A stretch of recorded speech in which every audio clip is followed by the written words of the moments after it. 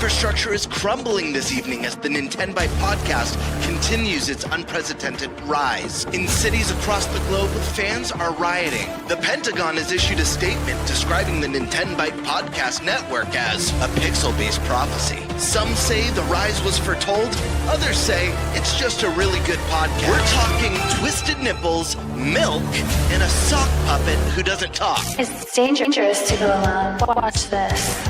Welcome to the Nintenbyte podcast, bitch. That's right, ladies and gentlemen, you're watching the greatest Nintendo podcast ever! Yeah! Is that a Joy-Con in your pants, or are you just happy to see us?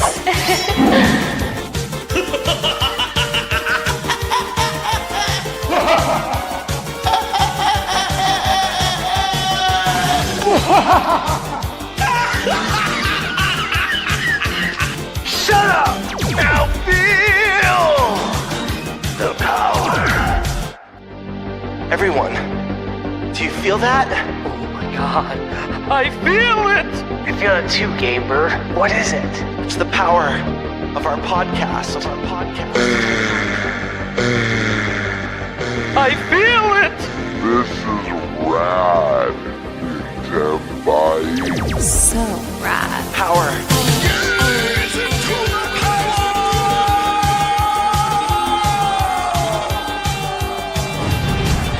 Now bask in their glory.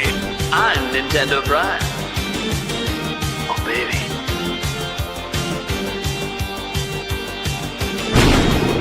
I'm Thunderstash.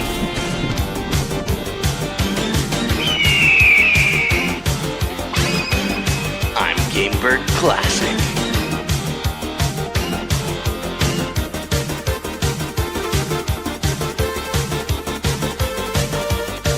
Nintenbyte rules. Let's rock. Hey everyone, welcome to the Nintenbyte podcast, season 3, episode 14. Wow, my button doesn't work. I had a button I was going to hit for the show. Don't. This is what happens when you're getting ready for PAX West. Just break. It's all right. Welcome everyone. We're going to have a killer show today. A little shorter than usual, maybe about half the time, because I got to pack up my whole damn studio. Leaving tomorrow. Left the studio up so I could do this show. This is why my shit ain't packed. So, how you guys doing? Let's go around the room. We got a lot to talk about. We got to talk about PAX West, of course. You guys want to know what the fuck we're playing and what we're doing there, right? Yeah, of course you do. Of course you do. You want to know. I know.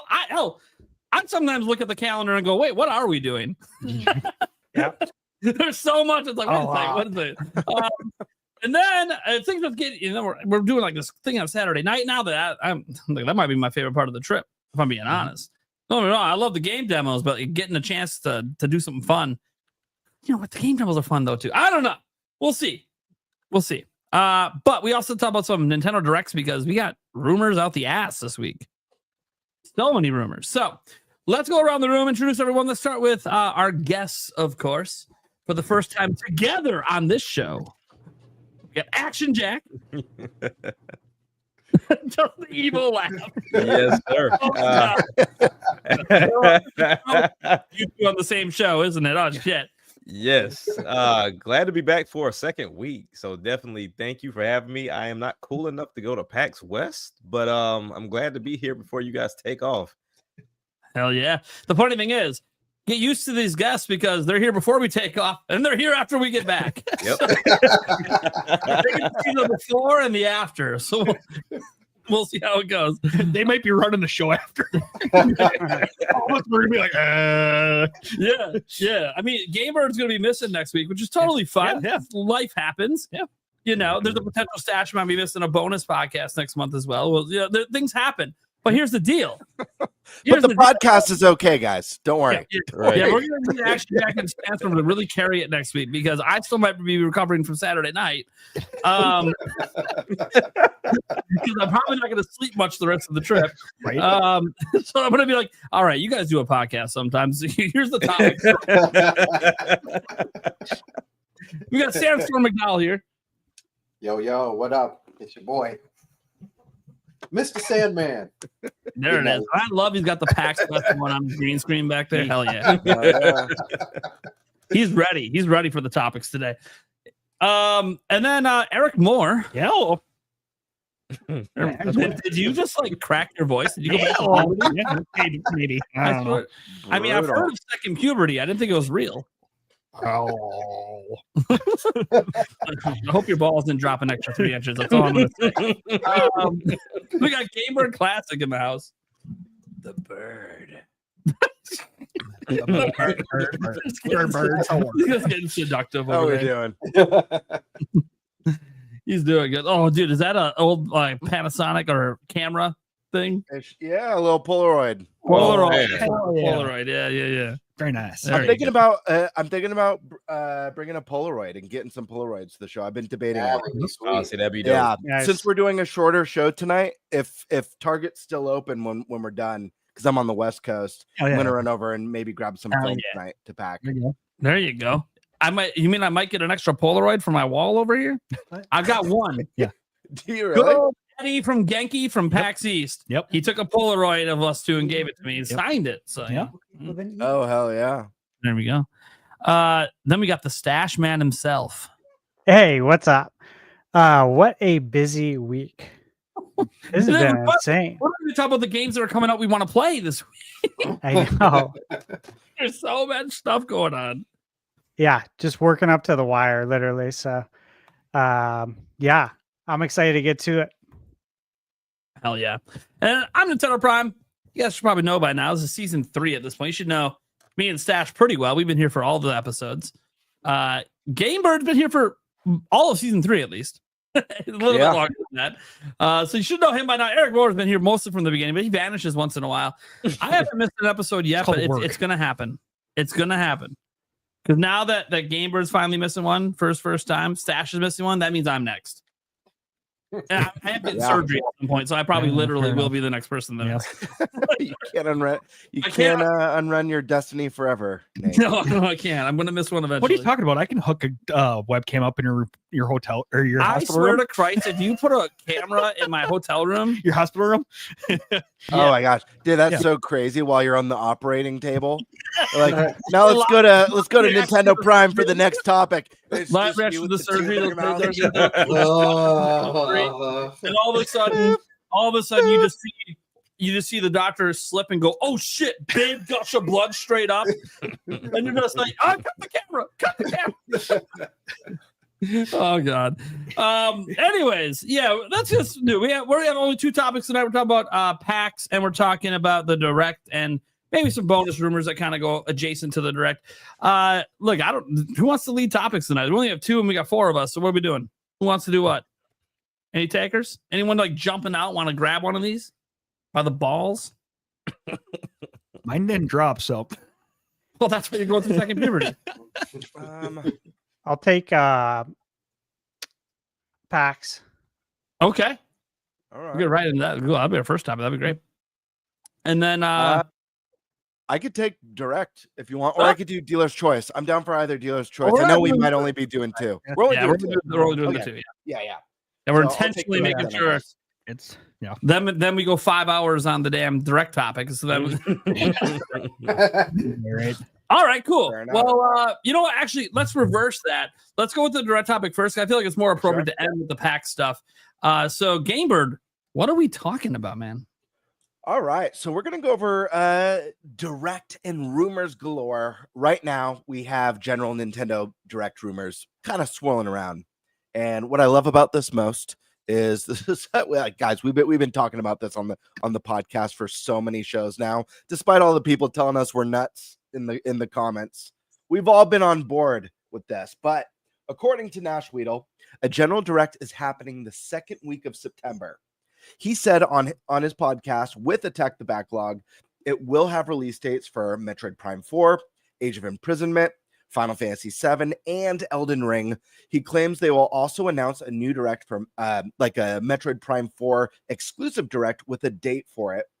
According to Switchforce, a general Direct is happening the second week of September on September 12th, which is a Friday, unusual for a Nintendo Direct.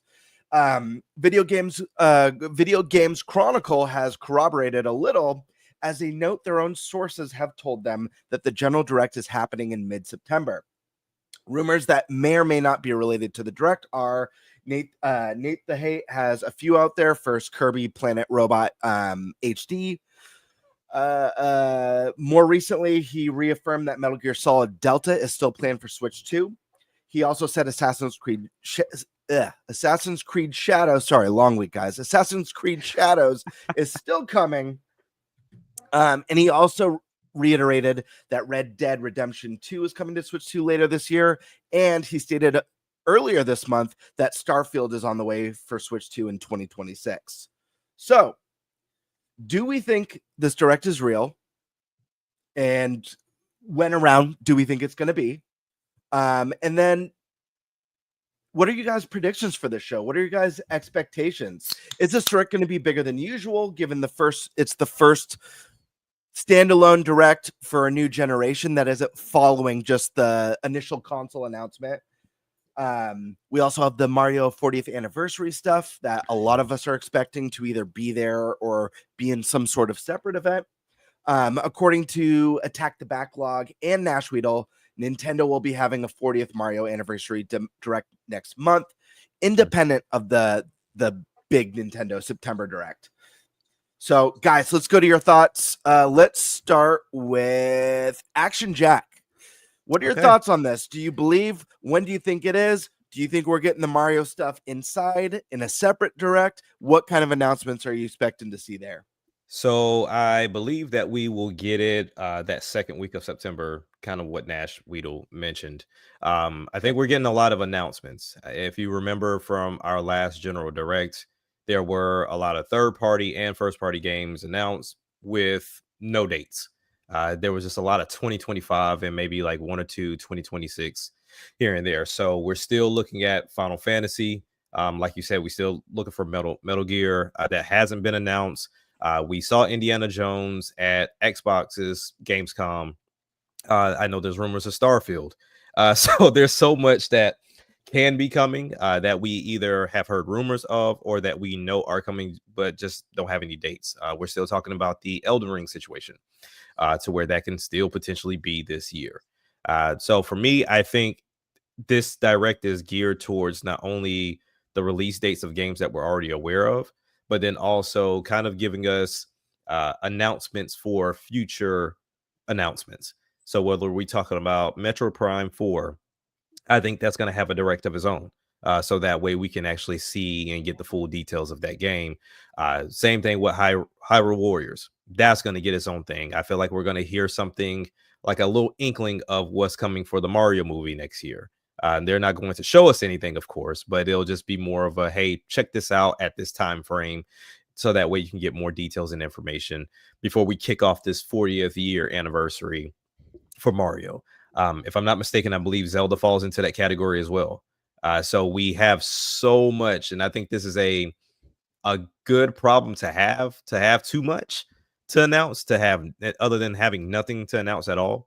And then also from other rumors we've heard, next year is going to be heavy with the third parties.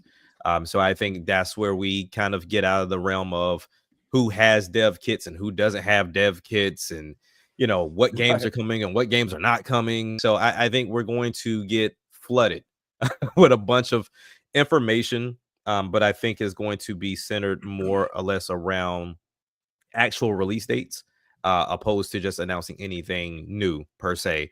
And I believe that one thing I want out of this is an actual date on Splatoon Raiders. Splatoon is one of my main IPs that I love. I love Splatoon. So Raiders, I want to see what that's about. You know, even my son, he's like, well, Dad, is this Splatoon 4 or is this like a spinoff? I'm like, it seems like a spinoff. It's a single player situation. I can't wait to see what it's about. You know, because I want to see the creative spin on it. Because with 3, while it was a good game, it still felt a little off for me to where I still enjoyed 2 more than I did 3. So hopefully Raiders kind of gives that break in between the main number series, if you will, before we actually get into 4. So that's the one I want to see. But I think this is just going to be more release dates and kind of giving the announcements for future announcements. Totally. I agree with you about Splatoon, by the way. I love that that 2-pillar strategy Nintendo's doing with some of their games, which is really cool. Let's go on over to Sandstorm, man. So we got these rumors. Do you think we're getting a direct in September? If so, when do you think we're getting it? What sort of announcements do you think we'll get there? Do you think Mario 40th will be part of that? Do you think that'll be a separate direct? What are your thoughts, man? So I think that I agree. There's definitely going to be a September direct. Whether I'm actually kind of more split, whether it's going to be the first week or the second week. Sure. I do definitely think it's going to be a bigger direct. I think we're going to get a lot of those answers. Also, too, and I want to put this as a side note, but I really want it to be said. I think you're going to see the actual like Elden Ring, like the finished product at that point in time, or the updated product, if you will, because I don't think people realize that like this demo build and like the actual game are two entirely different things.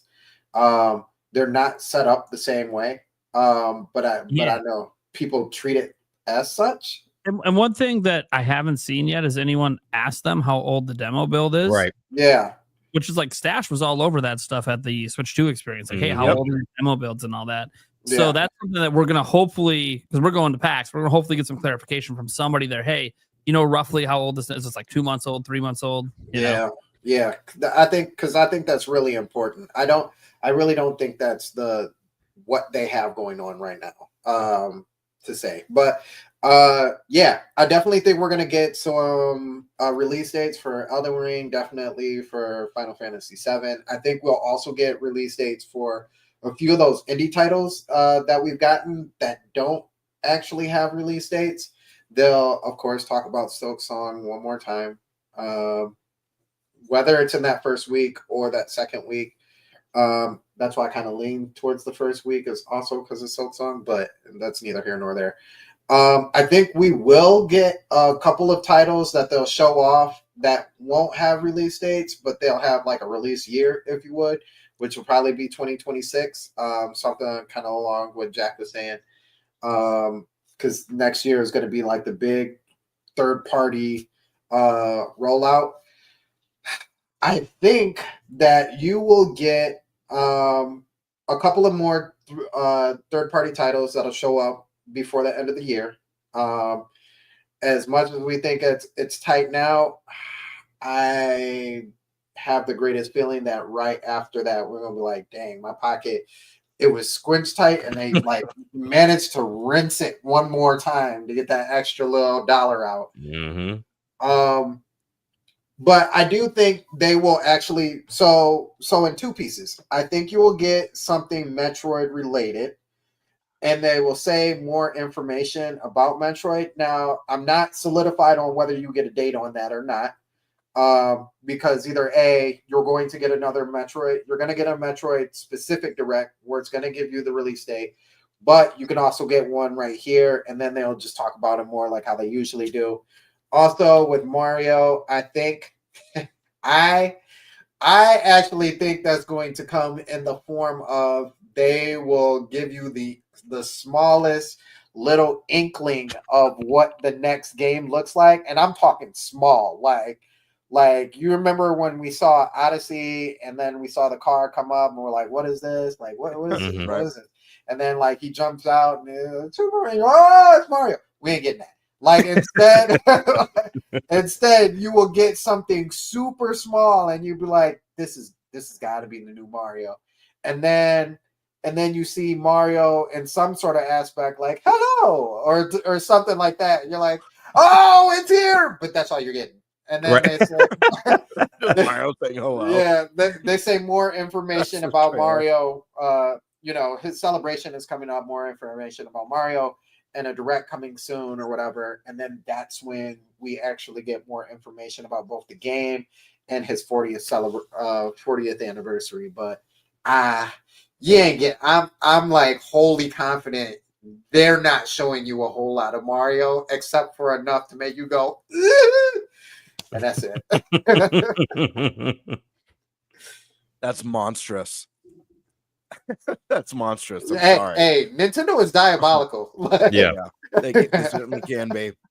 Eric, thoughts on this one? Yeah, I mean, we have so much crap that we need to know. We gotta have a direct. It's got to be soon. So, I mean, it makes sense the first 2 weeks of September, sometime in that area. You know, it only makes sense. I don't mean to pause you, but what's so funny is you say we got to have one. There's so much that we don't know, but we've had so many directs over the course of Switch's launch. But you're right. Yeah, it's crazy. They've been like popping these things out like there's no tomorrow. Yeah. And we need more. We really do need more. But go on. Well, I have a feeling we're gonna get at least 3 more for sure, with the General Direct, Mario Direct, and then a Metroid. I mean, it only makes sense. I'm guessing, the General Direct here in the first 2 weeks, Mario within the last 2 weeks of September, and then probably the first 2 weeks of October, you're probably looking at Metroid. And with the release date, you never know. Showing up probably in either, I'm guessing, like Sandstorm said, probably if it's going to have its own direct, probably in that. But absolutely, yeah. I mean, it's exciting to see what Nintendo has up its sleeve for announcing all this stuff. So, in the watch, we won't get any of it. I agree. It's really exciting, and I'll get to my predictions after the rest of the team goes. But I kind of feel like we've this half of the year that Switch 2 launched in was like the appetizer, Mm-hmm. But we're still waiting on the main course. But the main course is coming, and it's going to come in hot. Let's go over to Thunderstash. Okay, let's see. So, first off,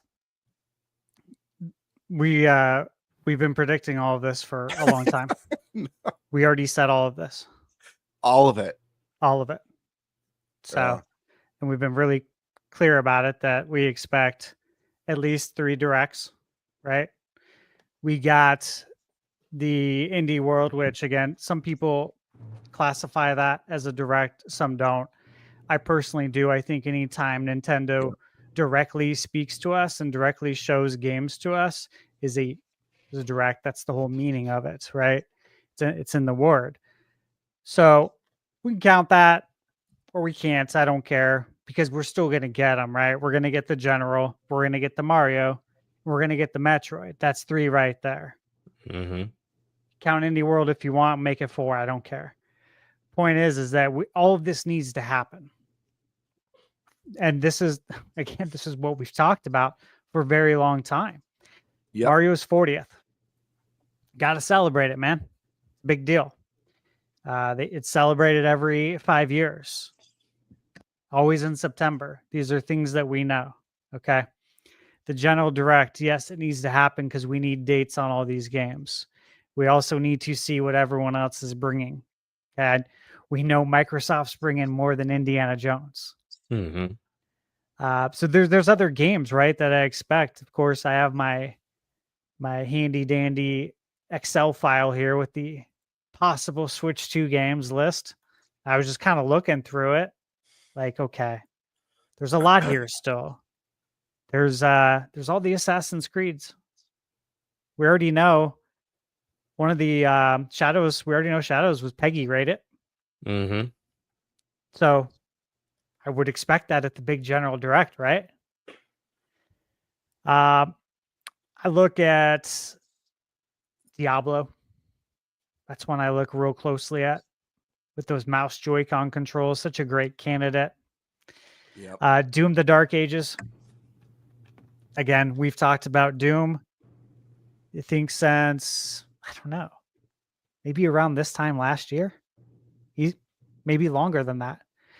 That's a game that's fully expected because Doom's been on all the Nintendo consoles since Super Nintendo. Mm-hmm. Yeah, the history. Yeah, Just the long whole history of history. it. There's other games, right, that I look at. Something like Dragon's Dogma 2 would be nice.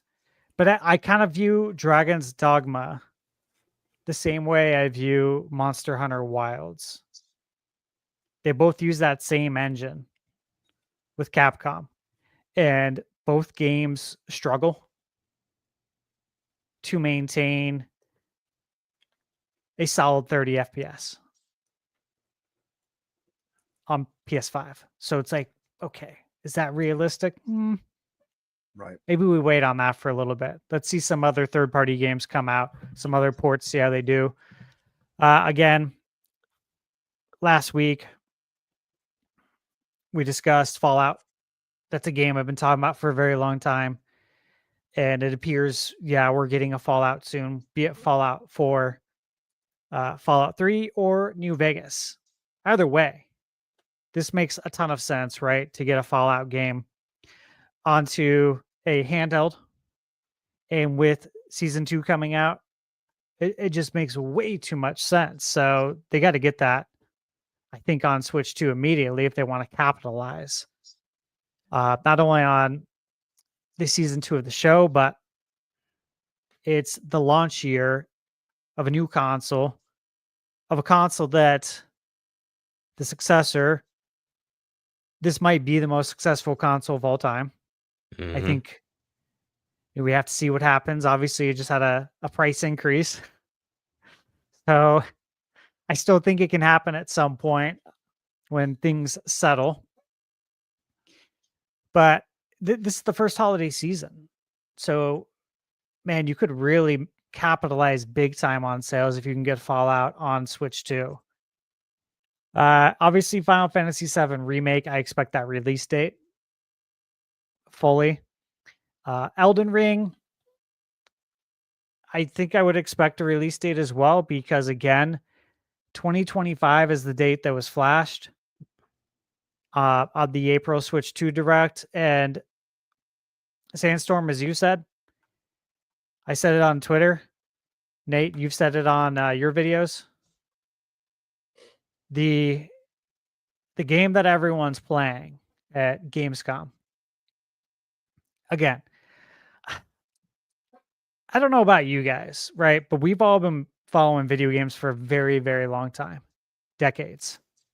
Since the first E3, right? And to me, it seemed like back then, when you got to play video games early, it was understood, right? That these games are not the final product. I would say it's like common sense, right? But again, I've always said, we all do, but common sense isn't so common anymore. But it was common sense back then that these are not finished products. And so when you present on these products, when you make a video, right, when you do content creation around these games, that you should be telling people this is not the final product. Not going on social media saying, man, this game is horrible. Look at the frame rate. It's like, what? Really? Yeah. You know what I mean? Like, it's just weird to me because, again, this stuff is like very common sense to me. And I think it is to you guys, but it's really not to everybody. And like, I'm shown that every day. Every day I walk outside, I'm shown that. So I'm excited to see that. And I think it's in better shape, is my point, than what we're seeing right now. Because again, I think this is probably an older demo by default, because that's how demos work. You have to build it out so people can play it. That is not the product that they're working on right now in the studio. I guarantee you it's not even close to that same version. So I think that's something that we still get this year. Obviously, I'm still waiting on my flight simulator Pilot Wings collaboration. Yeesh. That easy money, man. Both sides win if they do that. All I'm saying is if they add the 64 music to the game, it's perfect. Exactly. I know. I love that soundtrack.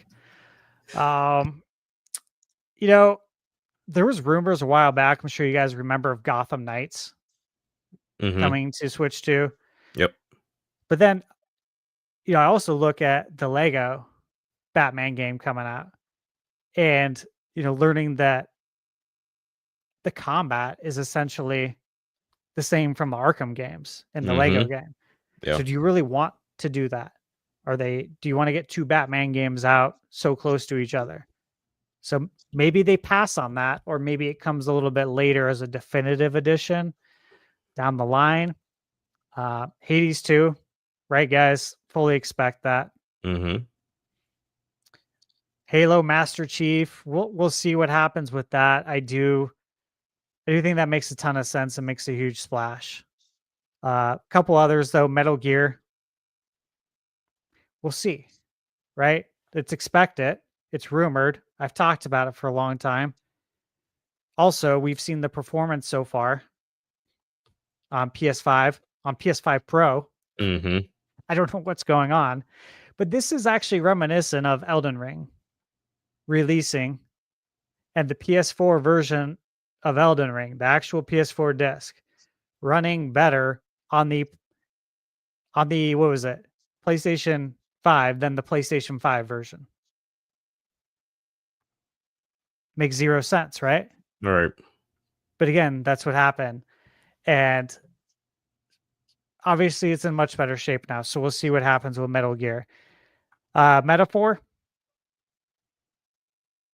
it might be there. Persona's coming out soon. I think they want to get Persona out the door first on Switch 2, which I think that's October 16th off the top of my head. But you got to tell us what's coming next, right? Get people excited. Metaphor, I think that'd be a good opportunity. Mortal Kombat, that's another one. I do think in this direct we get the Prime news for the direct. I don't know if we get a release date at the general. I would presume they're going to let us know that, hey, next week is the Metroid Prime direct, and that's where we'll get all of our news in one show. But a couple, Ninja Gaiden, Oblivion. I could see Monkey Ball making its way. It always does. Again, when we went over the history of Nintendo launches in the lead up to Switch 2, Monkey Ball, Yeah. it's there, and it's a great time. It's a great game. Sea of Thieves, right? Yeah. We know that's coming. Yeah. We know that's coming. Starfield, again, talked about that a lot. Resident Evil. I think we're going to get one of the Resident Evils, preferably one of the remakes. I think RE4 makes a lot of sense given the history with the GameCube. Red Dead 2. I want my Red Dead. Yes, I please. really want it, man. Yeah, I want to play that on Switch too. That sounds like a great time. Because that's a game you could just put so many hours into.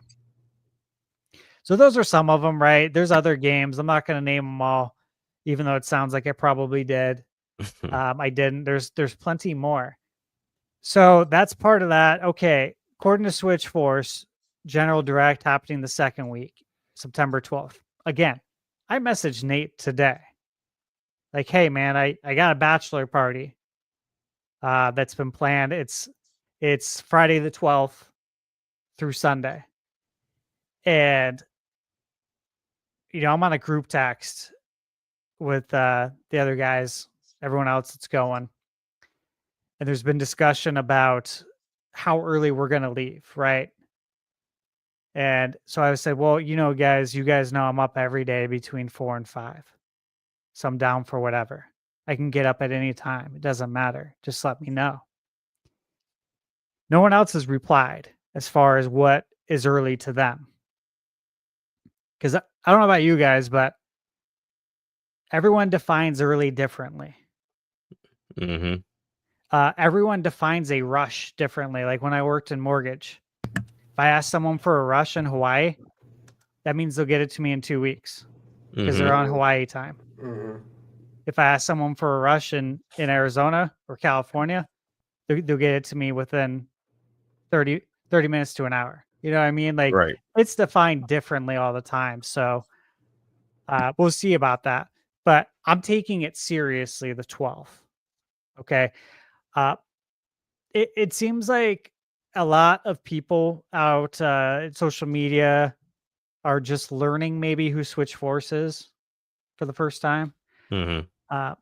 Yeah, I was subscribed to his channel when I was still a director in the mortgage industry, and I was like catching videos when I'm working. So, uh, he's been on point. I think he just doesn't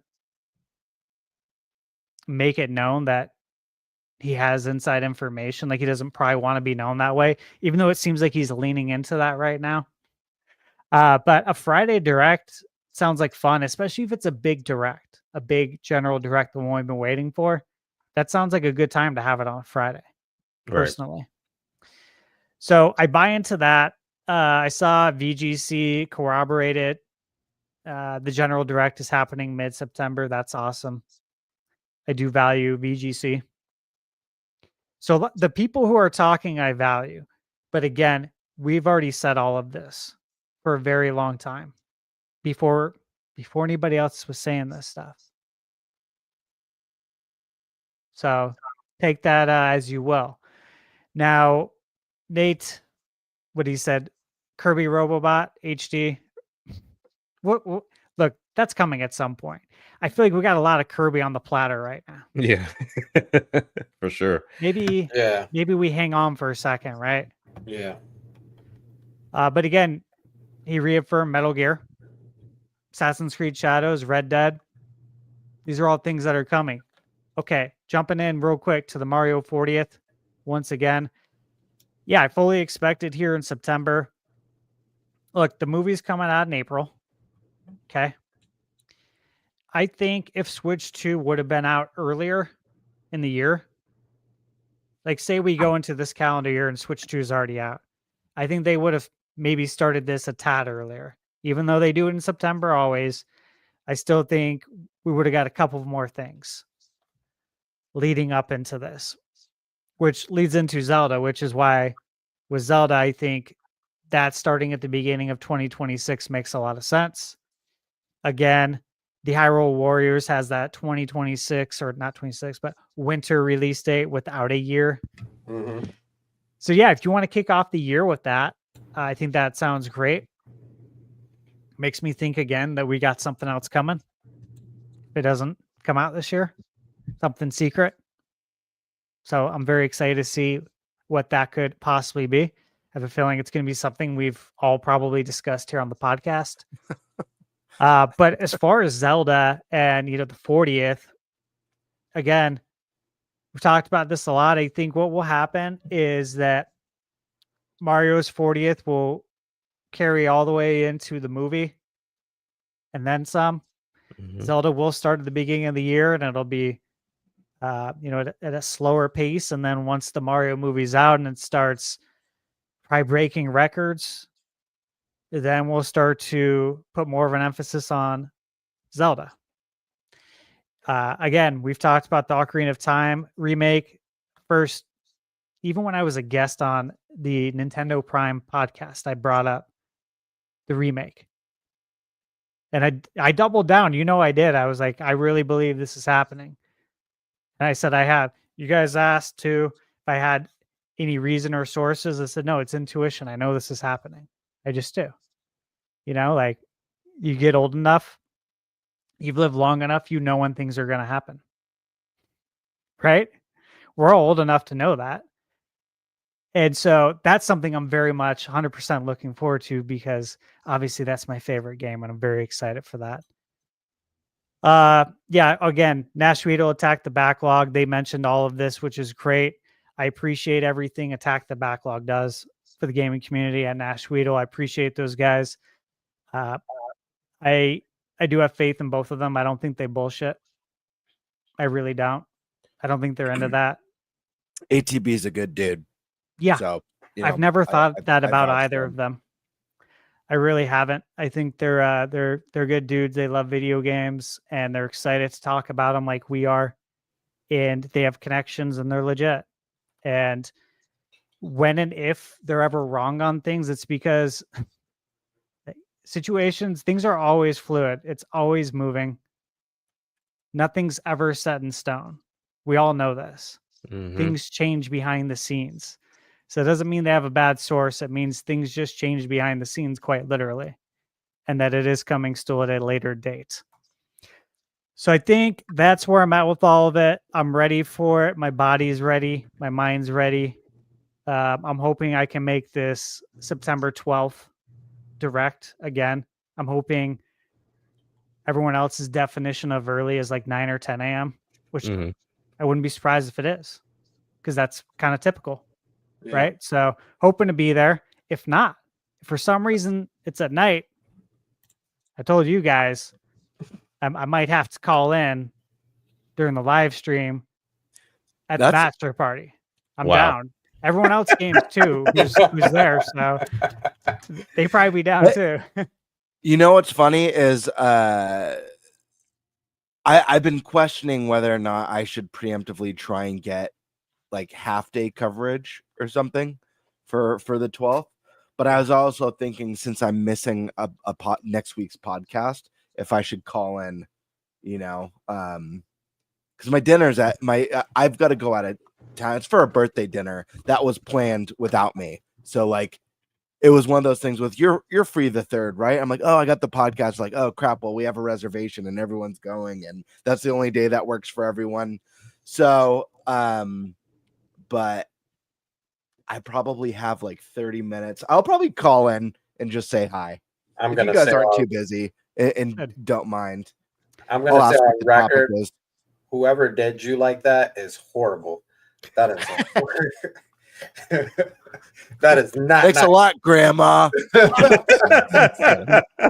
You know well, what? I thought of you first, but I guess I gotta add one thing to what I said, just one, and just so it's on the record still, okay? Because I'm not budging. I'm not budging on this. I know it's gonna happen. I know we're gonna get Prime 2 and 3. I know we're going to get Metroid Prime 1 remastered mouse Joy-Con controls. I know Nice. this is gonna happen. And I know what was said last week. I still believe it's going to happen. Mhm. And I'm excited for the day that it comes. And it might be soon. Oh yeah, It makes sense. Makes perfect sense. yeah. It really does, man. It's just it's more than logical, I think. I was totally waiting. Sometimes when Stash gets all intense like that, I expect something crazy at the end, like a brand that says Prime 2 and 3, and just him just going as he's saying, and pulling down the shirt, and it says Prime 2 and 3 coming to Switch 2. Like who was it? Was it Peter Moore? Yeah, Peter Moore with the Grand Theft Auto. Mhm. Oh yeah, man. Yeah. Always mix that. It was Peter Moore, and was it Nintendo was Peter Main, right? Mm-hmm. Yep. Yeah, that was the man. Those are the things I miss from E3. Stuff like that. Yep. All right, Nate. What are your thoughts on this one? What are we feeling? So I first off, I don't think Metroid Prime 2 and 3 is coming anytime soon. Maybe 2 for GameCube NSO. I think they're going to be NSO games. And there's like conversations out there that Wii might be the next system that gets added before DS. And so then It's that would be gotta on happen. the Wii games. Now, I'm not saying they won't update the games for mouse controls. They very clearly could, because they had motion controls. So, they probably can make that transition pretty easy. But I think 2 has a chance to maybe come sooner than later. But 3, I think, is still going to be a while, because I don't think Wii is going to come for another couple of years. They like to space out those platform editions and build out the current platform. Which GameCube, we don't have a lot of games on yet. Mhm. Let me just say this. This is what I thought about for Wii. Mm-hmm. November 2026. 20 years. Okay. Every time we bring up these anniversaries and these dates, we always have, like, it's a big deal, but Nintendo just ignores that it's even a thing. Like almost every time, unless it's Mario and Zelda. And Yeah. even then, sometimes they don't care. Even then, like the 35th anniversary of Zelda, here's Game & Watch. Moving on. Yeah, we can pretty much count on a Twitter post from like Stealth letting everyone know it's been 20 years. Stealth will be like, oh yeah, it's been 20 years since this. Yo, cool. We'll be celebrating it. Yeah, right. So yeah, look, obviously, I it's funny. Someone on X earlier this week was calling me the direct guy, which I find funny. I make like 30 plus videos a month. Majority of them have nothing to do with Nintendo Directs, but it is a consistent topic of the channel. And the reason it's been a consistent topic is we've had 6 of them this year. I let that say we've had 6 Nintendo Directs. That's a lot. Now, granted, only 2 of them were general directs, one for Switch, one for Switch 2. But we've had like all these game directs, and I think the game directs are going to continue, of course. But the problem is the game directs always focus on that one game at a time, which is great. But there's so many other things we don't know about. And Nintendo does tend to, towards the end of the year, not just want to solidify that holiday slate and get the hype up for the big third-party games and their own games. They also like to get you hyped for next year coming off the holiday season, right? Yeah. And the only Switch 2 exclusive game we know coming that's next year from Nintendo, or at least that's published probably by Nintendo, is the one by From Software in Dustbloods. And maybe Splatoon Raiders, potentially, but they never really gave us a date. I mean, for all we know, that game could be years away. We have no idea how soon or far away Splatoon Raiders is. I believe it's probably going to be an early next year game, but Nintendo gave zero indication. They dropped that announcement out of nowhere and then just shut the hell up. I'm like, okay, that's weird, but okay, Nintendo, thanks for that. That being said, I do think let me go in the order I think the directs are actually happening.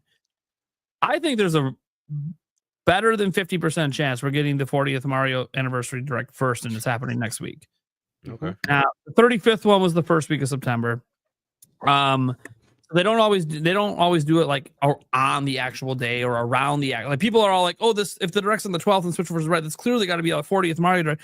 They don't always do the Mario Direct around the time that the anniversary is. That's not actually a thing Nintendo does. If you pay attention to when they've done any sort of, and by the way, they've only ever done one Mario Anniversary Direct that was just about Mario. The rest they kind of sprinkled into other events. But here's the thing. I was looking back on this in a live stream last night because someone brought up this idea that I can't remember what the idea was, but it made me look at things in real. That 3D Mario could not be announced at a Mario Direct because it's not the right audience, which I thought was hilarious because that's literally the audience for Mario. That's the audience. Right. His thing was he's thinking, well, it needs to be, you need to grow the Mario audience. And I'm like, well, I don't think a Nintendo Direct, you want to grow the Mario audience, you have it at the Game Awards. It's growing every day. Yeah, like that's where if you want to reach an audience of Nintendo fans, you do it at the Game Awards. So like, I don't think it being at a general direct is going to do anything better for it than a Mario Direct one. That being said, I do think that the Mario Direct comes first because one, it gets it out of the way. They are already kind of starting things for Mario. They already have like this baby merchandise and all, but they're already kind of slowly ramping things up. They just haven't made the big announcements yet, which okay, that's what that direct is for.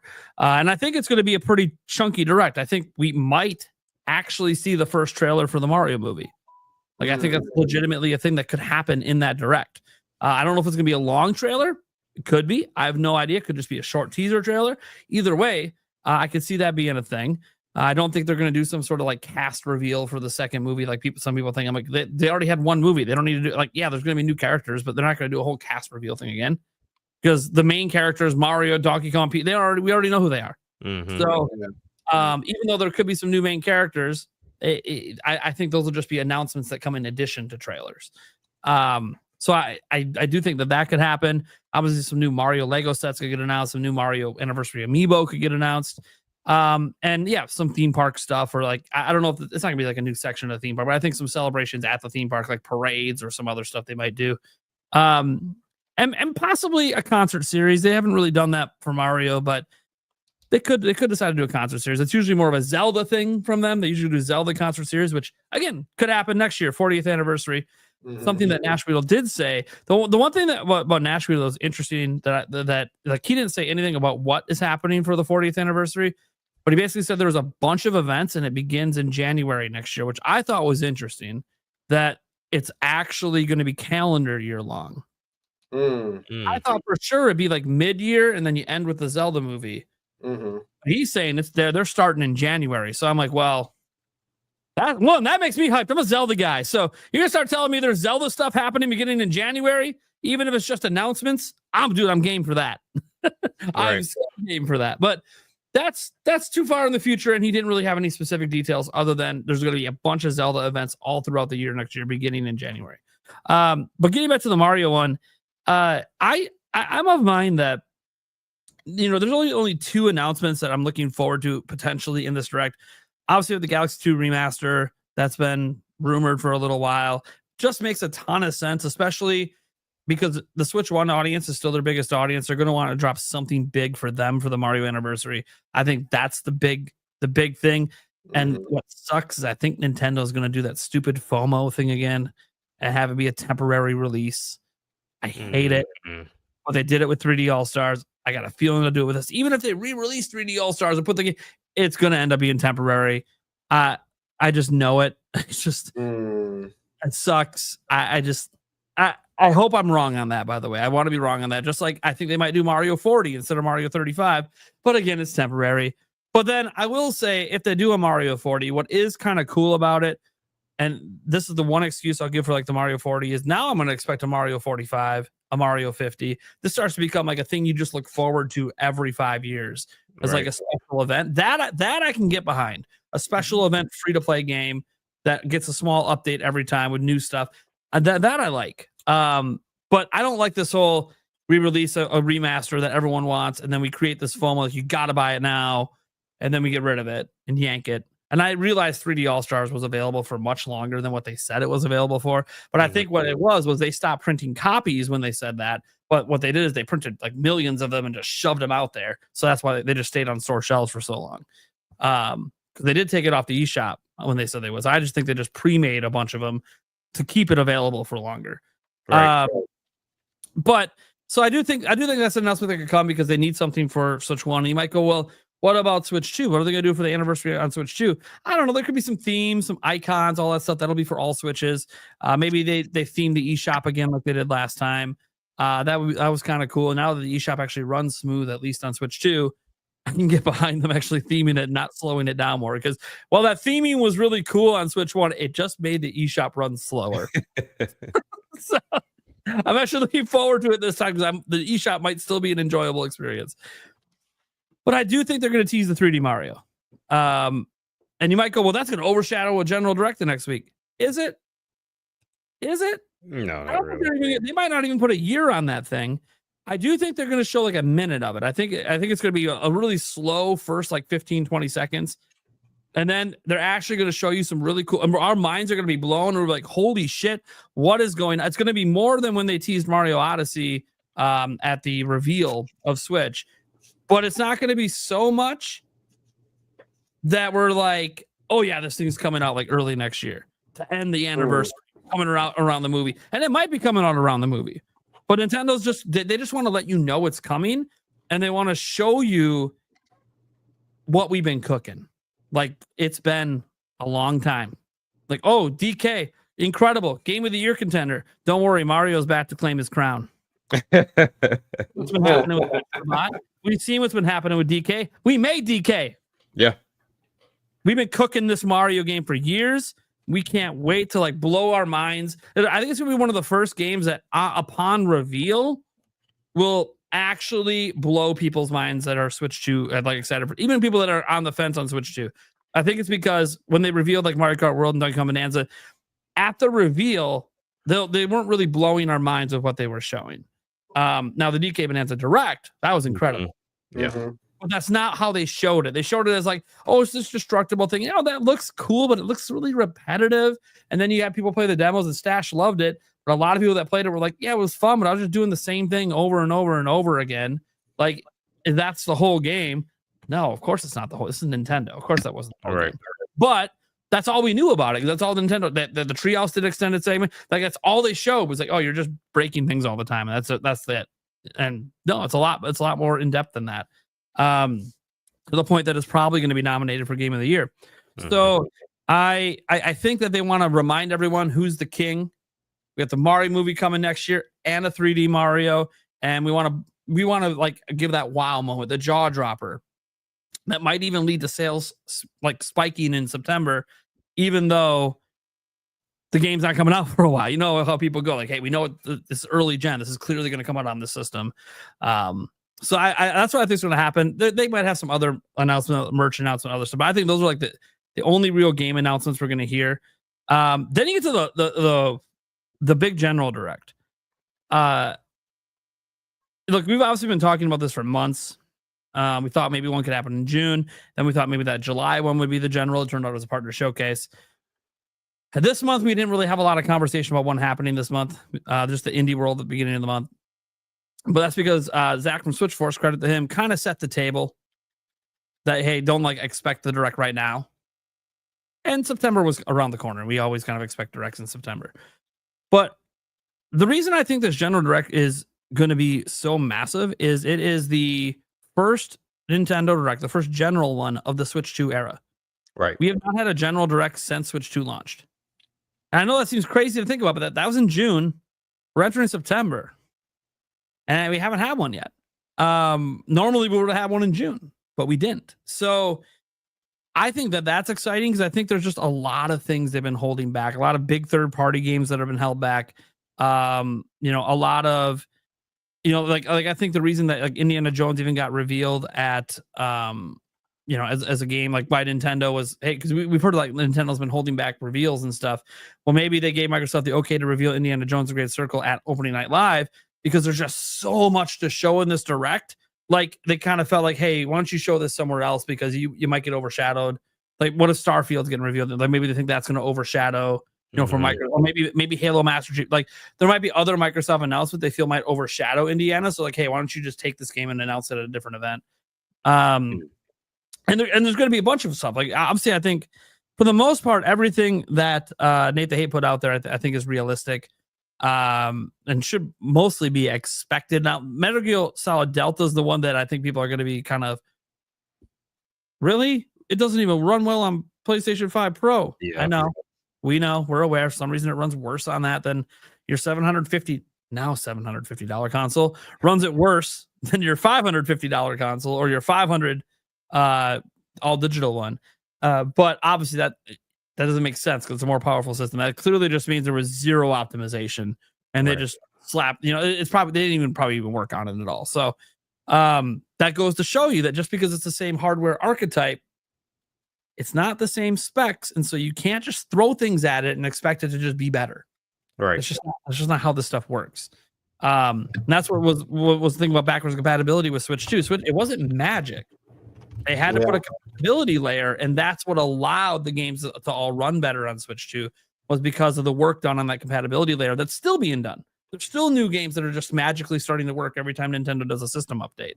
That being said, yeah, the second week of September makes a lot of sense. I don't know about the Friday thing. I think it's weird to be on a Friday. I hypothesize that, look, I don't have a reason to doubt Switchforce at this point. He doesn't put things out there very often. And I look back at his track record, and besides one time when he was wrong, all the other times he said a set of direct was going to happen on X day, it just did. So I don't have like any big reason to really doubt him. And I kept thinking, like, why would they do it on a Friday? I know some people brought up, it's September 11th on a Thursday. Well, dude, they've released games on September 11th. It was 24 years ago. I don't think Nintendo's really thinking about that, and especially Nintendo Japan. I don't think they're really worried about that. And even if they were, you just do it the day before, which is also a typical direct day. Mm-hmm. Right? Like, there's no reason to do it on a Friday. You can do it on a Wednesday. Again, you do general directs on Tuesdays, Wednesdays, and Thursdays. So this isn't, why is it Friday? Has to be a reason it's Friday. And it could be, obviously, about the anniversary for Mario. Maybe they're saving one bonus shadow drop announcement for that Friday for the anniversary. That's possible. It's also possible that there's a major company they're partnered with that only releases games on Friday, and there's a massive third-party shadow drop in this direct. So it has to be on a Friday to fit that company's release schedule. That could be it too. I don't know what game that would be at all, because we're at the beginning of a gen, so it could be anything. But that is something that I found to be interesting. As for like what could be in it, obviously the week of the direct, we'll do our bingo cards and all that stuff. Or at least maybe if it's on Friday, it won't even be announced yet. We'll be doing a bingo card for a hypothetical direct that Friday that we don't even know if it's happening, but whatever. It's all in good fun. If it doesn't happen, then cool. We just save them for when it does happen. But I do think that there's going to be a lot of major big third-party games in this one. I do believe all the reports out there that Nintendo's been very big sticklers with the dev kits. The reports have been too consistent from too many places at this point to deny that Nintendo is even still holding back dev kits. I think I know why. And it sucks for all these companies. Nintendo's trying to control how games roll out in the opening year because they're worried about the Switch 2 getting flooded and then get buried. And then it happened at launch. Think about the report of, one person told me that, our game on Switch 2 sold worse than our worst projected sales. And it's like, well, there's like 21 launch games. They can't all sell. That's too many games at once. They literally can't all sell. Like, people don't have unlimited money. So I don't know who, and that story blew up because they made it, nobody's buying third-party games. Well, it turns out at launch, for the launch month, actually almost 3 million third-party games sold. So, that's a lot of third-party games to sell on a brand new platform in a month. It's just not all of them are going to sell. I'm sure a huge chunk of that was Cyberpunk and maybe Yakuza and something else. But anyways, the point is that, Nintendo wants to maybe spread that stuff out. And what sucks about thinking about that right now is the last couple of months, there's been some pretty, I went over especially in like July and June, there was hardly any new games releasing on Switch 2. It almost was like too spread out. Like, there was at one point where there was like 3 weeks without a new game dropping on Switch 2. And that's wild to me. Not even an indie game, just nothing new dropping on Switch 2. Can't have that. So I think Nintendo is intentionally trying to control that flow, but maybe they went a little too hard at launch. And now at post-launch, maybe because if you give someone a dev kit right now, the game's not coming tomorrow. It's coming next year. Unless it's an indie dev, I guess they could get their games up maybe quicker. But and they have given some indie devs. We know Mina the Hollower coming in October, 120 FPS. You have to have a dev kit to do that. So, Yacht Club Games, obviously they were trusted. Team Cherry next week, they clearly got a dev kit. They're releasing a Switch 2 version. In fact, shout out to Team Cherry. Kind of sucks. I'd like to be asked in an interview why this is, but the physical version's next year. I don't know why it's so split apart from I'd like to know. And it does appear the physical version may be a full game on cart. I'm saying might be because it's not actually officially announced that way. I'm not sure if that box art floating around is official. But there will be a physical version, and they are selling it for $50. So in theory, that price point could include the cartridge. So, but again, this is one of those things that I think a lot of things are being controlled, and I think this is the one where the lid gets blown off, and we're gonna get all those release dates. That's just expected. If they don't put the release dates of the games they announced in the Switch 2 Direct in this one, then what the fuck are we doing? Are they just all the then at this point? So yeah, Metroid Prime 4, Age of Imprisonment, Elden Ring, Final Fantasy, and any other ones that they announced that they don't have release dates yet, I think happen here. But I think there's going to be a bunch of major third-party announcements, and I'll save my predictions for closer to when it's coming out. But I do think that what's exciting about this is I don't think this Direct comes and goes without Nintendo making at least 2 major brand new game announcements. And I don't know if any of them are this year. If this would have happened back in June, I would have said, one of them is for this year. But now I'm thinking, okay, they might not be. I think their slate is kind of the way they're filling it out. I think we already know all the games that are coming out from Nintendo this year. I think we already know, besides a Shadow Drop or like a Mario remaster or something. So I think that there's going to be a couple major announcements, and that's going to also get people excited. And then people are going to start looking at 2026 a hell of a lot different. They're going to be like, we got Dust Bloods. Maybe 3D Mario that looked incredible. Now this one other game. And then maybe Animal Crossing or something, because that's also rumored for next year. No, not the beat 'em ups. Lie, rumor thing. Actually, there's Nash Weedle. It's Nash Weedle. That's to clarify. It's his rumor that Animal Crossing is coming next year. So I think that when you combine that all together, this sounds like a massive Nintendo Direct, if any of these rumors are even partially true. So I'm just excited. And is the 12th it? Is that the day? I don't know. I mean, for the sake of having Thunderstash guaranteed at the show, it'd be nice if it was Thursday. But if it's Friday, it's whatever. The show must go on, as they say. So it's going to be It's going to be wild. It's going to be crazy, and I'm pumped. And that's about all I have to really say on all this, because my mind is already moving to Zelda's 40th, because now that even got mentioned, I wasn't even thinking about Zelda's 40th. I was like, I'm just trying to get to Mario's 40th. And now I'm like, oh wait, January. I didn't think we were going to hear anything about Zelda 40th plans till summer next year. So It makes sense though, because obviously it's going to lead into the Zelda movie that comes out on my birthday, May 7th. So like it just makes sense for the timing. I have a feeling a conversation may come up in the future about me flying out there to go to the movie with you. Yeah, that'd be so cool. That'd be neat. really fun. I do want to make one point that I'm coming to this. You won't go to his birthday without me. yeah, that'd be fun, man. I'm coming Go to that too. premiere. That's a drive for me. Yeah, it is. Yeah, just it's true. for you. Yeah, It's probably like 5 hours. I don't know. I've never driven over there, but it's probably pretty not too bad. close. So the Friday deal, remember, we had that Nintendo Switch presentation, the big one, January 2017. That was on a Friday. I just double checked that, because I'm like, I remember being so excited. Like, dude, Friday night, the reveals on a Friday night, like, this is awesome. Felt like it was TGIF again. I'm like excited to watch something on TV on a Friday that's not, a Suns game. Like, it's actual TV. Like, this is really exciting. And I just thought that was cool. There's something to be said about a Friday night prime time versus 6 a.m. and waking up super early, very business like. Yeah, I agree. It's a different there's vibe. something, it's like a more party, more celebratory vibe. And if it's as big as we hope it's going to be, Friday makes sense. Yeah. Yeah. That'd be cool. Yeah, it does. Yeah. I mean, by the way, I forgot to mention this part. Yeah, I do think a Metro Prime 4 Direct is going to be announced and dated. They've done this before in general directs. It's not often, but they do it. And I kind of think Metro Prime 4 is coming out in October with Pokemon. So I kind of feel like they're going to announce it for like the first week of October. Oof. Okay. Wow. Oof. Cool. I like that. I'm there for it.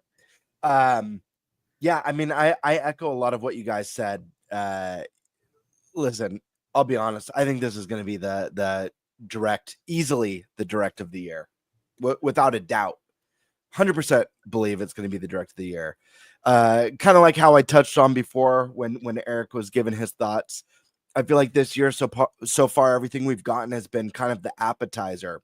A lot of the big games that we've gotten for Switch 2 started as Switch 1 games. They're not, yes, they're Switch 2 games, but they're not those true from the ground up Switch 2 games.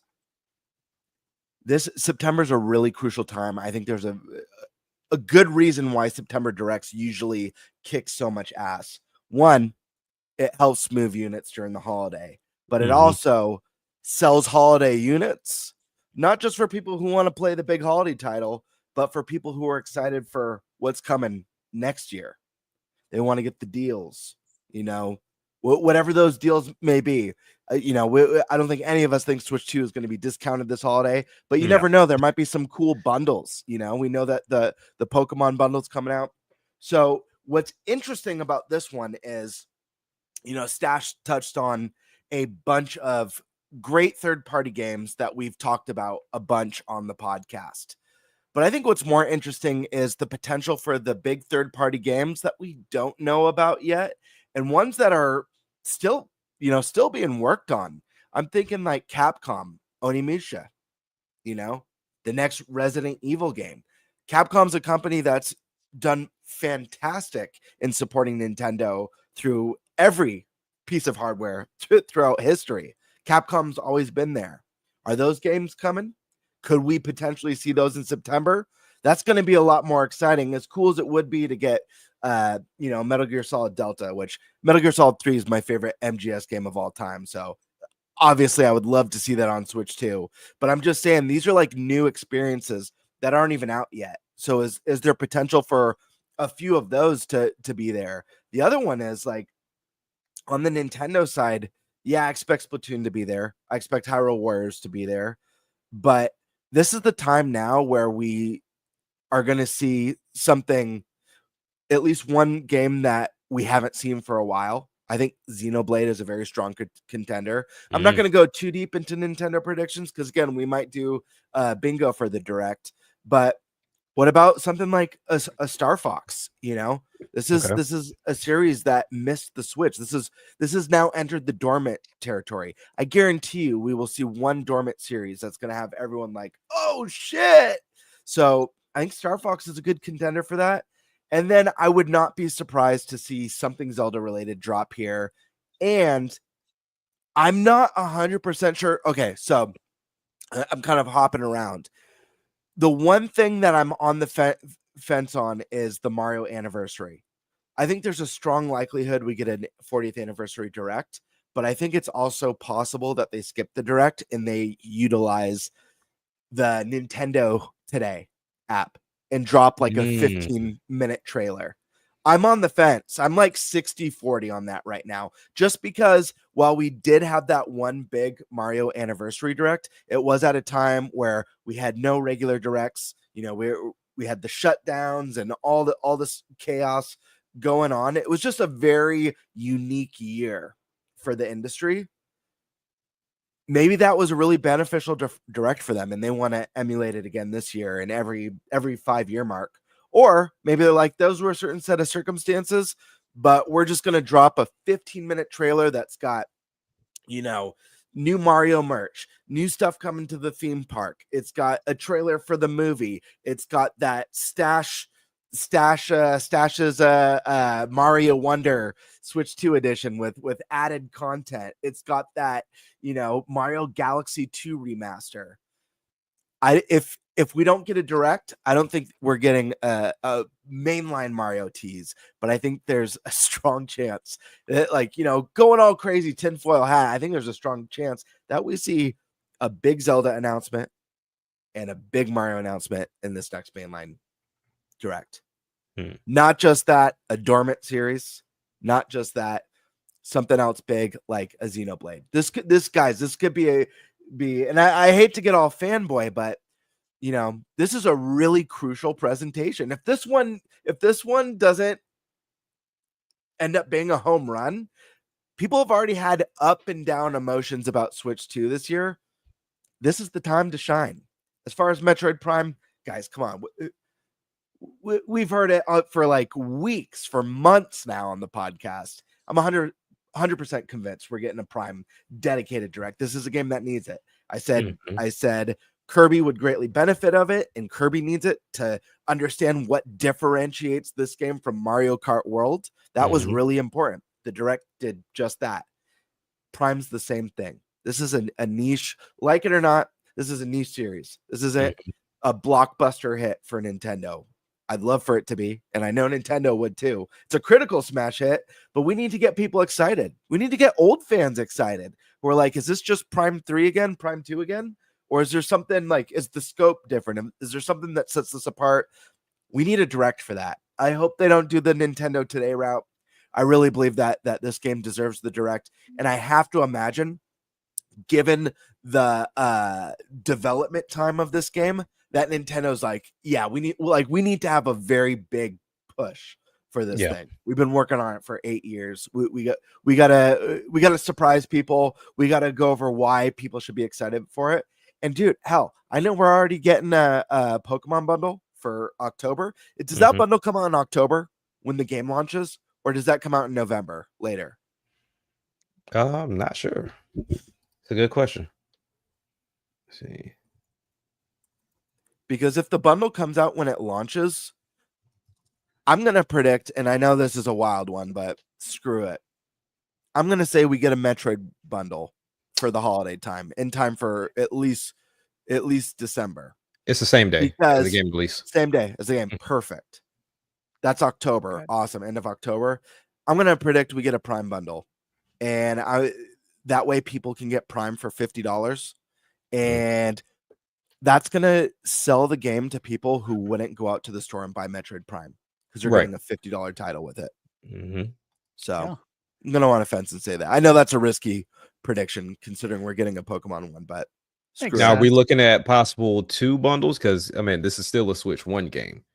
So do we? It's a Switch 2 edition. Not Okay. not a Switch 1 bundle. Gotcha. Yeah, because the Switch 1 will be the budget game. That'll be the $60 game. Okay. The Switch 2 edition, I imagine. Do we know the price? Is it 70? Is it 20 for the upgrade? Or Still sorry, not 10 for the available. upgrade? Still not It's not even available for available. pre-order. Mm-mm. Interesting. Yeah. Yeah. So, yeah, we really don't have a price for it. You- Like, I don't, that's crazy. Regardless, the bundle's going to be, at least $20 cheaper, I would Mhm. imagine. You know what I mean? So, I mean, Do you guys still think it's a good idea to have Deion Sanders come out and during the Nintendo Direct and tell everyone like it's prime time, baby, and like be the one who announces it? Only if absolutely unequivocally. only if Nintendo Prime shows up. Yeah, right. Yeah, okay. That would make more sense than Right. But you have to wear like a Primal Rage shirt to go along with it. And who else could we get? Who else could Ooh. we prime for the event? If Optimus Prime talks, I hope narration- Nicolas Optimus Cage. Prime. Yeah. I'd like to see Nicolas Cage as a presenter in a Nintendo Direct. I'd love to see Nicolas Cage walk out with Suda 51 and say, "We've got a brand new game exclusive for the Nintendo Switch 2 system starring Nicolas Cage." I'd be all about that. And Kurt Russell. Was it a Game Awards that he came out, or was it an E3? I'm getting blurry on that. I think it was an For- E3, but Was it but Dead by Daylight?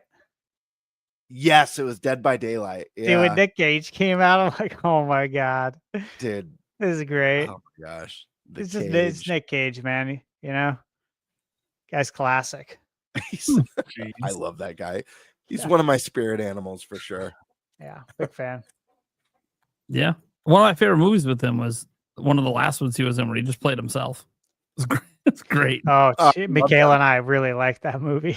Yeah, the unbearable talent, or the unbearable weight of massive talent. Yeah, Yeah. It was with so all his good. hallucinations of his younger self. Yep. Yeah. That movie was So great. good. Cool. I think we'll move into our next topic because guys, we got an exciting trip that begins tomorrow. Although I guess for the viewers of my channel, what this really means is no live streams, no videos potentially for like 4 or 5 days. So sorry for you guys. They're going to be like the biggest content drought in channel history since I went full time. Potentially, I'm hoping I might have to get something on a Sunday due to a sponsorship, but we'll see. Who knows? Maybe I squeeze a video out. I mean, look, if there's big breaking news, I'm sure I'll do something. But what's going on? What are we doing, Stash? What's happening with PAX? Yeah. So, I mean, obviously there's games there. There's games we're going to play. We have a calendar that we've been working on for our scheduled It's color coded events. too. Yeah. Oh. We got a nice color coded calendar. I took orange for the Phoenix Suns. Game Bird, you took purple, which is the other Phoenix Suns color. Did you guys take Milwaukee Bucks colors or no? I took blue because that's my favorite color, but it turns out as of like 1 or 2 seasons ago, that is now the city jersey color for the Milwaukee Bucks. It is, yeah. Yeah. So that You guys see passes me on with the blue hat technicalities. during the NBA season. I got the blue one. It just so happens they chose my favorite color. So I don't know. So let's see. It's 7:30 here in Arizona. I got to be up at 3:45, 4 in the morning. Oh yeah, that's right. Because you Yeah. got that early flight tomorrow. Yep. Yeah, flight's at 7:15 a.m. We're ready. Pretty much. I just got to pack the electronics. I was using them up to the last minute, working on my review for Shantae. But I just have to pack a few electronics, but everything else is at the door. It's ready to roll. So I'm ready to go to bed right after the podcast, try to get a little bit of sleep. Now, look, I get there at what, 10:15, Nate? You get there 4, 5? Like You and 5:30. Eric? somewhere in there. No, 4:45. I think which is when we 4:45. land. Okay. And Game Bird, you said expect around 10, 15 Yeah, probably. probably like 10:30. 10. Yeah, I'd say between 10, 10:30, the latest. Just depending on how long it takes to get baggage, because I'll be in like I'll be in by 9:30. So Yeah. Makes sense. uh, Plans so far. I'm gonna get my badge. Michaela and I are gonna get our badges as soon as we get there. They start giving them out at 12. Gonna try to get early check-in and then go explore, of course. I have the cigars packed. Man, I'm ready. I'm just ready to go. Like totally ready. We talked to Josh, N64 Josh. We're gonna see him. yeah, We're gonna meet up Saturday night. The plan is to go out, yeah, possibly post up somewhere, or do a little bit of a bar crawl. Probably a mix of both. Should be a lot of fun. That's kind of what we have planned so far, and that what I don't know what all we can talk about. However, Any public demos? Those Yeah. gotta be fun. we got a Let's lot of talk- appointments. We're playing a lot of stuff, yeah, which is really cool. we're booked pretty well. I'll talk about, I have a list of games here that are going to be there and booths that I'm interested in and stuff we've talked about. So we can kind of kick it off right with Nintendo as far as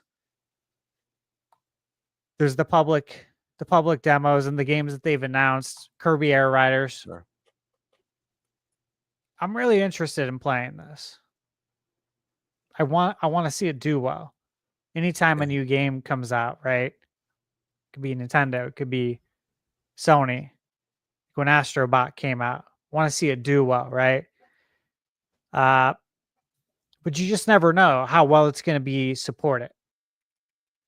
Just like Astrobot, I didn't know how well it would be supported on PlayStation because this game is really a great game for Nintendo fans. Like it's a game that they would eat up, right? It would sell very well. But it's a PlayStation game and it's an exclusive. So I look at games like that and I hope Kirby doesn't fall into that category. What do you guys think about Kirby and your excitement around playing that one? I'm really excited. I loved the original, and it's like Sakurai took the original and finally made it what he always wanted it to be. And it's City Trial. I'm gonna play it. I want to play the shit out of City Trial. Holy crap! I was happy to hear that they confirmed the 4-player local as well. Yeah, so that's going to be amazing. Yeah, this one I'm very excited to try. I'm curious to see if we talked about this a little bit last week. This is one that right now I definitely see myself picking up around Christmas time. I don't know that it's a day one, but listen, if I play this game and I have a blast, this could switch to that. This could be like, I got to have this right when it comes out. I definitely see myself getting it regardless. I've got a family, I've got kids. This seems like a fun one to play with the whole gang. So yeah, we'll see. I'm hoping it sells me on it. It's tough because obviously we have Mario Kart World. I'm also really excited for the Sonic Cross Worlds racing game, just because it's bringing over. It's already classic. Like those Sega racing games, they've never been as good as Mario Kart, but the last couple have been pretty fun. This one adds in some characters that I really love. Ichiban from the Yakuza series, from the newer games, as well as characters from Persona, another series that I love. And it has that kind of like exciting arcadey element to it with the water stuff. And so I'm excited to get my hands on that one. It's just tight for kart stuff this year, Yeah. I mean, Hard the stuff and like platformers too. Yeah. I would say the positive thing about the karts, I mean, all three are different. Mario Kart stepped away and went on its own route with the whole 24 racers, the open world aspect of it. You have Sonic, which is more traditional in a way. Sure. Especially when we're talking about time trials. Just doing the typical 3-lap racings. Now, granted, the cross world aspect of it is nothing normal. It's Yeah, definitely it looks something so pretty cool. Stash and played that one too, which is cool.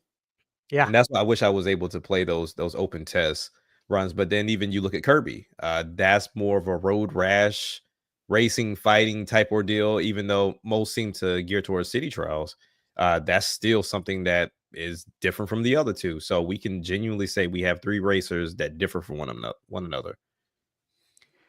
I think Sonic's going to do well. I had a I lot of hope fun so. with it. I hope Yeah. so. You know, the weather effects in the game were very nice. They basically take the Ratchet and Clank element, the one Mhm. that came out on PS5, where you can Yeah, you like portal go into another warp, dimension. basically. Yeah. It's basically that, but while you're racing. So Yeah. you could be somewhere tropical, and then suddenly you're somewhere Volcano. Yeah, and it was cool. Like that to me, that's the hook, and I mean it should be because it's in the title. It's Cross Worlds, right? But it was really fun. I liked that. I like the cart customization. There's actually quite a bit of customization there, and the music was nice. The music was good. I love Sonic music, right? Dude, so good. Sonic Adventure, especially. Love that Oh soundtrack. gosh, yeah. That's so good. Yeah, there was a lot to like there. I'm excited to play it, the full version, when it comes out. So, everyone, Eric, Kirby Air Riders. Yeah, and I'm excited to see. I've never actually played the original, so I'm excited to see how this thing handles, works, the whole shebang. Not sure if I'm going to pick it up or not. This demo might, as Gamebird said, this demo might sell it for me. You never know. Mhm. So yeah, I'm excited to see it. Hopefully. Did everyone go? No. Sandstorm, you didn't, right? Yeah. So Okay. I actually am really curious about this demo for many reasons, because mostly solely so because we kind of talked about it last Saturday, is that Sakurai said that there's a lot more to the Mhm. and I didn't really hear anybody really talking about that piece. And like, I don't feel like it's like a Nintendo with Mario Kart World when they said, "Oh, we got so much more to show," and then we saw it, we were like, "Was that a lot more though?" This is coming from Sakurai himself. You know what I'm saying? I feel like that guy, when he says something, like Oh he yeah. means it. Yeah. So Yeah.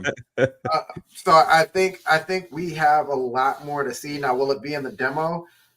I don't think so. But I'm very curious still to see how that demo actually plays out with people who don't know how to play the game. Mind you, Sakurai can play Smash with 2 controllers, 1 in each hand, and still effectively play the Ridiculous. game. Ridiculous. So I want to see what a normal gamer, a regular gamer, if you would, how they would be able to handle this game and what it plays like. It is cool that you guys mentioned like the 3 different styles, right? Mario Kart, Sonic, and then now this. This is, we talked about this too. This is very reminiscent of like Smash, the party game. It's like Mario Party to Mario, where this is the kart version of Smash Bros is to Smash. Right. So there's a bunch of different mini games and a bunch of different games and stuff like that. I'm interested to see how much it really does affect like what character you pick to what cart you pick, that you're riding around with, because each of those have different stats and everything, how Mhm. heavy and how much that's going to make a difference. I know a lot of people talk about how the world, if you would, is small, but I mean, it's an arena, so I think it's a good size. How many people are going to be in that arena? This game looks like one of those games that you invite either your friends or your family over who don't really play, and you make a lot of noises when you hit them or you smack right into them on random. I solely believe that one of those mini games, whether it's going to be the hitting the dartboard, the target, or one of those are going to be like the golden moment. Especially with getting all your stats and stuff like that together. So yeah, I don't. Do you guys know exactly how long they give you for the demo? No idea. Okay, yeah, I think it's 45 minutes.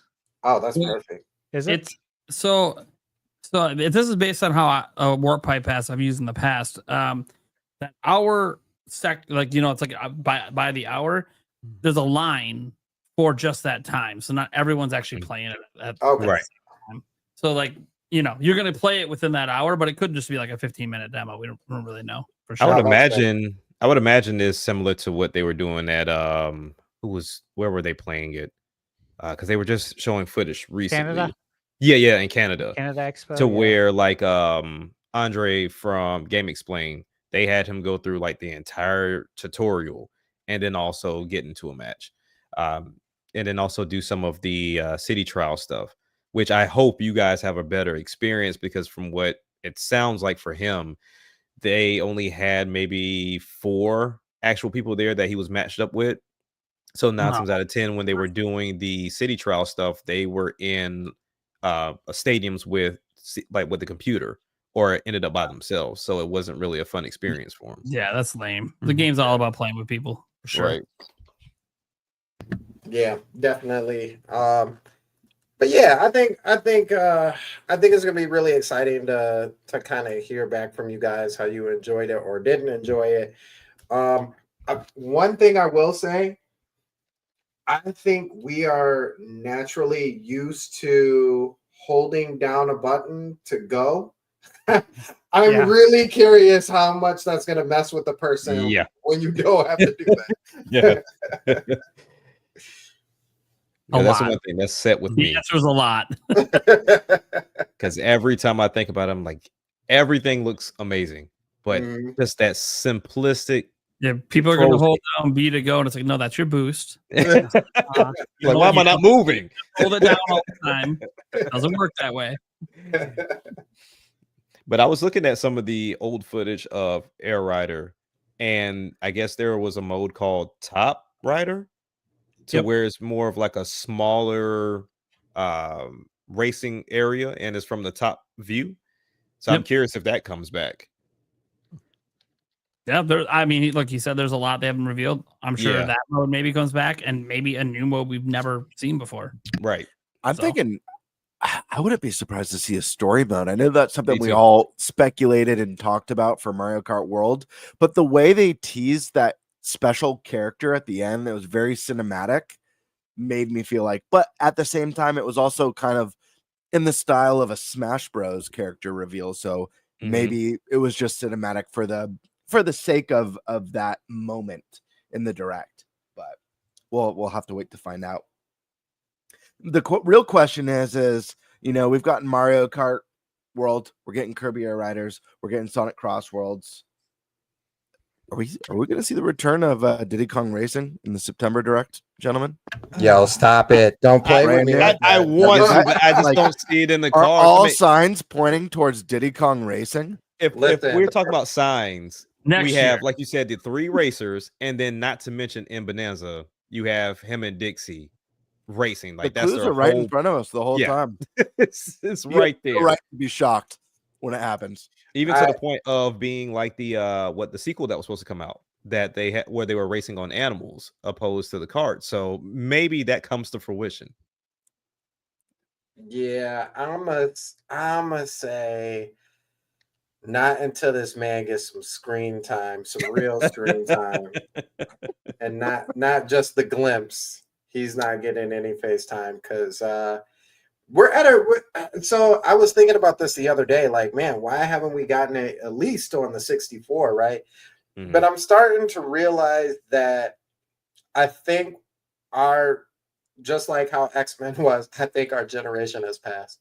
So like while people know like Diddy Kong, I feel like most of the like younger generation only knows him from Smash Brothers. Like really actually knowing Diddy Kong to that level, I don't think it's like that. So even within the Donkey Kong games, like who for a younger generation, like who is he really? You know what I mean? So I think just like DK, he'll get some sort of, you know, I don't want to say rebranding, but a new look and a new style to him. He may not be as cool with that, you know, the front cap anymore. You know, he may change, but I don't think we get a Diddy Kong Racing until he shows the new version of himself, if he would. Yeah.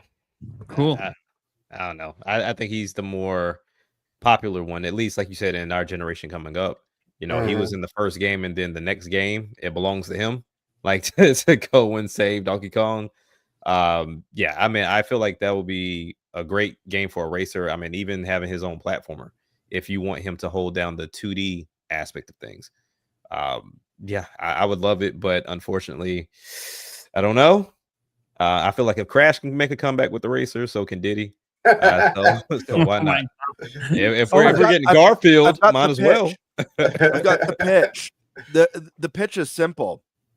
They've already made a super strong DK with Bonanza. Mm-hmm. The next mainline Donkey Kong game is a God of War like, and Diddy's on your shoulder. And think about how you can issue commands to your son. Kratos can issue commands to his son with the bows and stuff. That's what you'll be doing with Diddy. You'll be the juggernaut berserker and issuing commands to Diddy to assist Diddy. And it's going to be deeply narrative driven. Anyway, sorry. I'm literally not going to comment on this because it has nothing to do with PAX. I just want it to happen. They're going to do the question everyone's been asking: a gorilla versus 100 humans. They're going to do that. Nintendo will answer that question for us. No, you know the demo that we're going to play that I'm actually most curious about from Nintendo, besides the third party stuff, is Legend ZA, because I am not. A lot of people said when they played that demo that they weren't sold, and they were sold after they played it. Really? Yeah. I saw a video saying the bad textures didn't even matter after they played it. They never do. Well, they can if you don't. Here's the thing: for people not to care about the visuals, the gameplay just has to be that incredible. Yeah. Yeah. And Pokemon hasn't necessarily always had the most outstanding gameplay. Sorry, Pokemon fans. But I was basically completely out on this game until that Pokemon Presents showed, or was it Pokemon Presents? Whatever, that trailer that dropped with 4 players fighting against each other online. Live action battle. I'm like, okay, now you have my attention. Yeah. That has my attention because Pokemon's never done that. I know everyone thinks they're stealing it from Pal World. Go watch. Go play Pal World or go watch Pal World and then watch this. This is not the same sort of live action This is not. No, come on. Yeah. Literally, Pal World's live action comments like playing an action adventure game. That is not what this looks like. Okay, they didn't copy each other, but I understand why people think that because now Pokemon goes live action after Pal World. Yeah, but they're not doing it the way Pal World is. So probably so they can copyright claim it and make sure no one else can do it. Copy this. Pokemon Company trademark everything. Even after the lawsuit, because I've been creating a new one, so I can sue them for. What are you doing? Yes, they'll have the until was it after Pal World came out is when they copyrighted the ball throwing mechanic. I'm like, you can't. That doesn't make sense legally. You can't like go after a company retroactively. Doesn't make any sense. Anyway, I don't think they got the money to do it. I don't think that lawsuit's going well for Pokemon Company, but that all said, that's the game I'm actually most curious about because I'm not sold on it at all. I have a little bit of interest now because that 4-player stuff looked cool, but for me, the problem is, as cool as the battles are, or at least they seem to be, that was the thing I always thought was most exciting when they showed the live action battle stuff. it was like, yeah, but I'm not doing that a majority of the time I play Pokemon. Most of the time. Like I'm not, I'm catching Pokemon or I'm, talking to NPCs and questing. And it's like that part aspect that they showed to date hasn't really excited me. So the question is like, are the battles so engrossing that I just don't give a shit about it anymore? And that's what I want to find out by going hands-on, because for everyone that calls me a Nintendo shill, I ain't a Pokemon shill. Pokemon could stop existing and I would be just fine. Yeah, I'm right there with you. Nintendo wouldn't be fine. The huge seller for them. But I'm just saying that like I'm not that big into Pokemon. Even though I was when I was a kid. I loved it. And I've always said the reason I think I fell out of love with it, there's multiple reasons about how I don't think the series grew up with its audience and all this stuff. But Pokemon's the baby's first RPG. That's what it is. It's meant to be one of the very first RPG games you play as a kid. It's not difficult. I get it. You can play the pro level. Yeah, of course. You can make anything as difficult as you want. And you can go do all that stuff. That's not why I played. Right. So I played to catch them all and to beat the Elite Four. That's why I played. Yep. And I didn't find it to be that difficult. So I think that's a great, even to this day, I introduced my kids to RPGs with Pokemon because I think it's a great first start. But this is like this kind of just like Pokemon Legends Arceus. That felt like they finally evolved the series in a direction to make capturing Pokemon fun again. Yeah. Now it feels like, now we're evolving the way you battle. You're actually evolving. I know Pokemon evolution. Oh my gosh. To actually make it look like it's growing up with its audience and it's ready for that next step. And I truly think it's the third Legends game that's going to bring them together. That's going to end up being the one that's like the perfect one. But I love Legends Arceus is literally my favorite Pokemon game of all time. And it feels weird saying that because I was a Gen 1er for so long. But I made up my mind after beating. I'm like, no, start to finish, the story, the way you build out the town, the capturing, even the battles they do have, which are very traditional.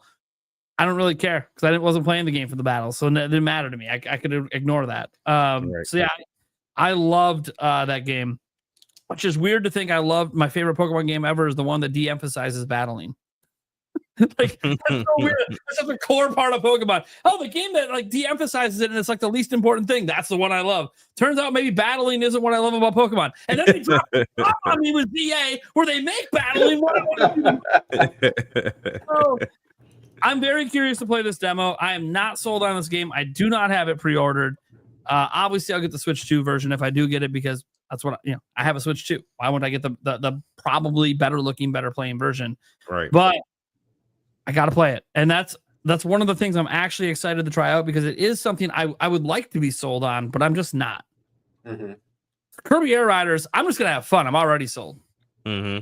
So that's my thoughts on that one. Look, we're playing a lot of stuff. Like the third-party games there I'm really excited about. Like Elden Ring, I've seen all the footage. I've seen all the discourse online. We've talked about it a little bit. The thing is, nothing changed. Nothing... To have a well-rounded conversation about it, you have to have played it. Right. Totally. So even if you're of the mind like, don't buy it. Well, fine. Hey, guess what? We didn't spend any money on this. We're just playing it. We're playing a demo. And I'm curious, like, we talked about this a little earlier in the show. Like, how old is this demo? The Cyberpunk played much better at launch than it did at the experience. Even like, I still see people quoting like the Digital Foundry preview footage video stuff. And I'm like, okay, the game's out already, right? Digital Foundry has an updated right? They've updated their take on this because it was much better at launch. I don't know how we're ignoring that. It's wild to me. But yeah, I think that Elden Ring one is the one that I'm most curious about third-party wise of the big AAAs that we are going to play at the Nintendo booth because that one to me is the one that I think has the most discourse, but also the most potential to sell very well on Switch 2 if they get it right. Right. And that's the thing. From Software has a history. All of us know this if we've played From Software games where they don't always perform like run the best at launch. Stash went on it extensively on X to point out like he had the PS5 version at launch. It didn't run well. Yeah. They patched it. I agree. And it runs fine now, but it was like That wasn't the case at launch, and people forget about that sometimes. That's one that I'm really excited that we're touching on. I'm really curious about this one because, like, I agree with Stash. I had Elden Ring at launch on the PS5. You know, there was some jank with the frame rate for sure, some performance issues, but I never found it unplayable. Right. And it got better, you know, as time went on and they patched and updated. I'm really curious how this one plays because, you know, there a lot of impressions saying it's like a nightmare. You know, it runs like garbage. Yeah. On Switch 2. I'm curious, does it actually run like garbage, or does it run kind of like how the game originally ran? Yeah. Which wasn't ideal, you know, performance issues. And I'm curious how game breaking the issues are.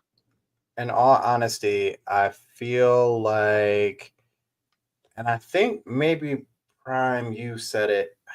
I feel like that was you who said it, but it's exactly like Cyberpunk. You know, when Cyberpunk first came out, like it definitely did not run the best. You know, and over the years, like now, it's like a critically acclaimed game, and I've played it day 1, 2 now, and it is astronomically a different game. So it's one of those things where. Yeah, some people, they try and be perfectionists when they drop a game. Others, they may drop a game and just work on it as it goes and listen to the people. And this is wrong. We'll work on it in the next patch or the next coming patch. So it definitely could, like, so originally, yes, we need to know when that demo was originally made, but also as well, if that is a thing where, this demo was somewhat relatively recent, right? Then the next thing is, okay, so we're looking at it coming out now. How often are they patching this game? How often are they working on this game? Because knowing from software, I feel like they are one of the last people who are like one and dones. You know what I mean? Yeah. Like drop the game and are like, yep, so we did it and we're good. Right. I really think they like perfecting their craft as they move on.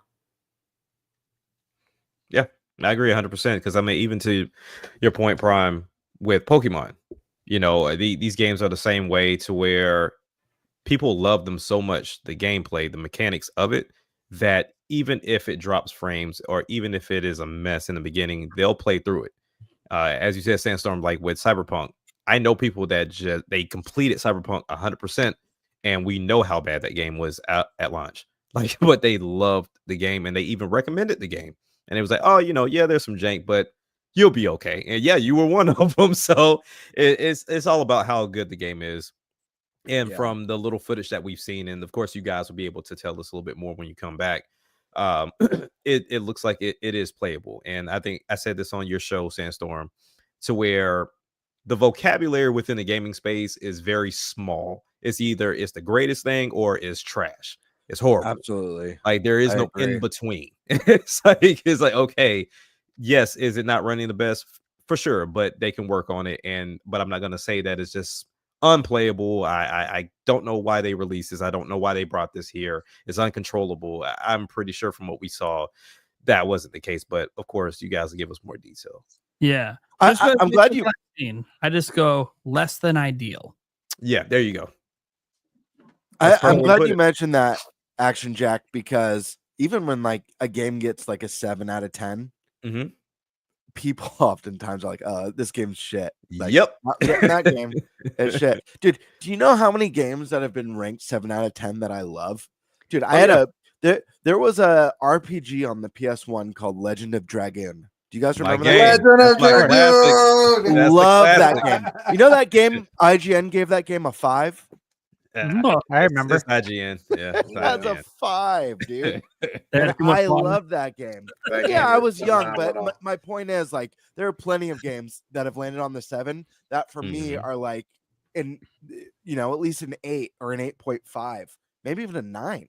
Yeah. So yeah, I agree. People don't really have any of that like gray in between. Everything's so black and white. It's either great or it's dog shit. Yep. I think the interesting question here is if it is running and performing really bad, and this is a more recent build, does this game get pushed to 2026 or do they commit to the 2025? Because we don't have a release date. And I'm curious with all the negative messaging, if this is a fairly current build of the game, if FromSoft is like, maybe we let this one, we didn't say winter. We just gave a 2025. Maybe we push this one to like March or something, or April. Based on how they've always done it in the past, they just won't care. They'll just drop it. Sure. From Software has never cared if their games run well at launch. Just like it'd be different if they never told any other game because of performance, but they never have before. So why would they suddenly do it now? What's interesting too is like there's another game at Nintendo's booth that has also had some weird stories where sometimes it looks like it's running well and sometimes it looks like it's running like crap. That's Borderlands 4. Yeah. They're demoing that at PAX West, and I want to go hands on with that because I'm very curious. Like, and I've seen the footage. I've seen the people where, oh yeah, that's got some pretty significant drops. It looks like it's really hard to aim. And then I've seen the footage where actually it looks like at least a stable 30 right there. So right. I'm very curious to go hands on and give that a try. And obviously, again, get that answer. That one has a release date. We know when that's coming, right? So it's like, okay, so how old is this build we're playing? Like, is this indicative of what's gone gold and is being put on a game key card to come out in a month or two or a month and a half or whatever? Like, so I'm very curious on that one as well, just because it seems like there's no consensus, and the footage that we're getting from it has been, another word, less than ideal. Just go back to the less than ideal statement. I don't think it's been covered very well. I'm actually just disappointed in general in how all these demos have been covered by pretty much all the outlets. Yeah. I don't want to name any outlets in particular that have done bad because I don't think they mean to do bad. I think what happened is E3 left and then we had COVID and all these outlets just forgot the kind of coverage gamers actually want. There you go. When you get a chance to play early, and it's like, well, it's a public demo and everyone can play. Yeah, that was the case the last few years at E3, but there was something different about people who know what they're doing versus people who don't know what they're doing. And I'm not just talking about like new people to the game. You can have someone new play the game and still show it and talk about it from that experience as a new player playing this game for the first time. Like, there's value in those opinions, but they just. It's just been really, like, the footage has even been bad. I was watching one major outlet's footage on Borderlands, and while everyone's focused on how bad the game was running, I'm looking around the game at the people. Dude, everything's like, there's like artifacting happening on the person's shoulder. What kind of footage is this at a professional outlet? How is this a representative of the game when the person in the shot isn't even looking good? Is he a video game character? What are we doing? Like, this is so bad. And honestly, this is where I got to give Thunderstash a lot of credit. He went to the Switch 2 experience.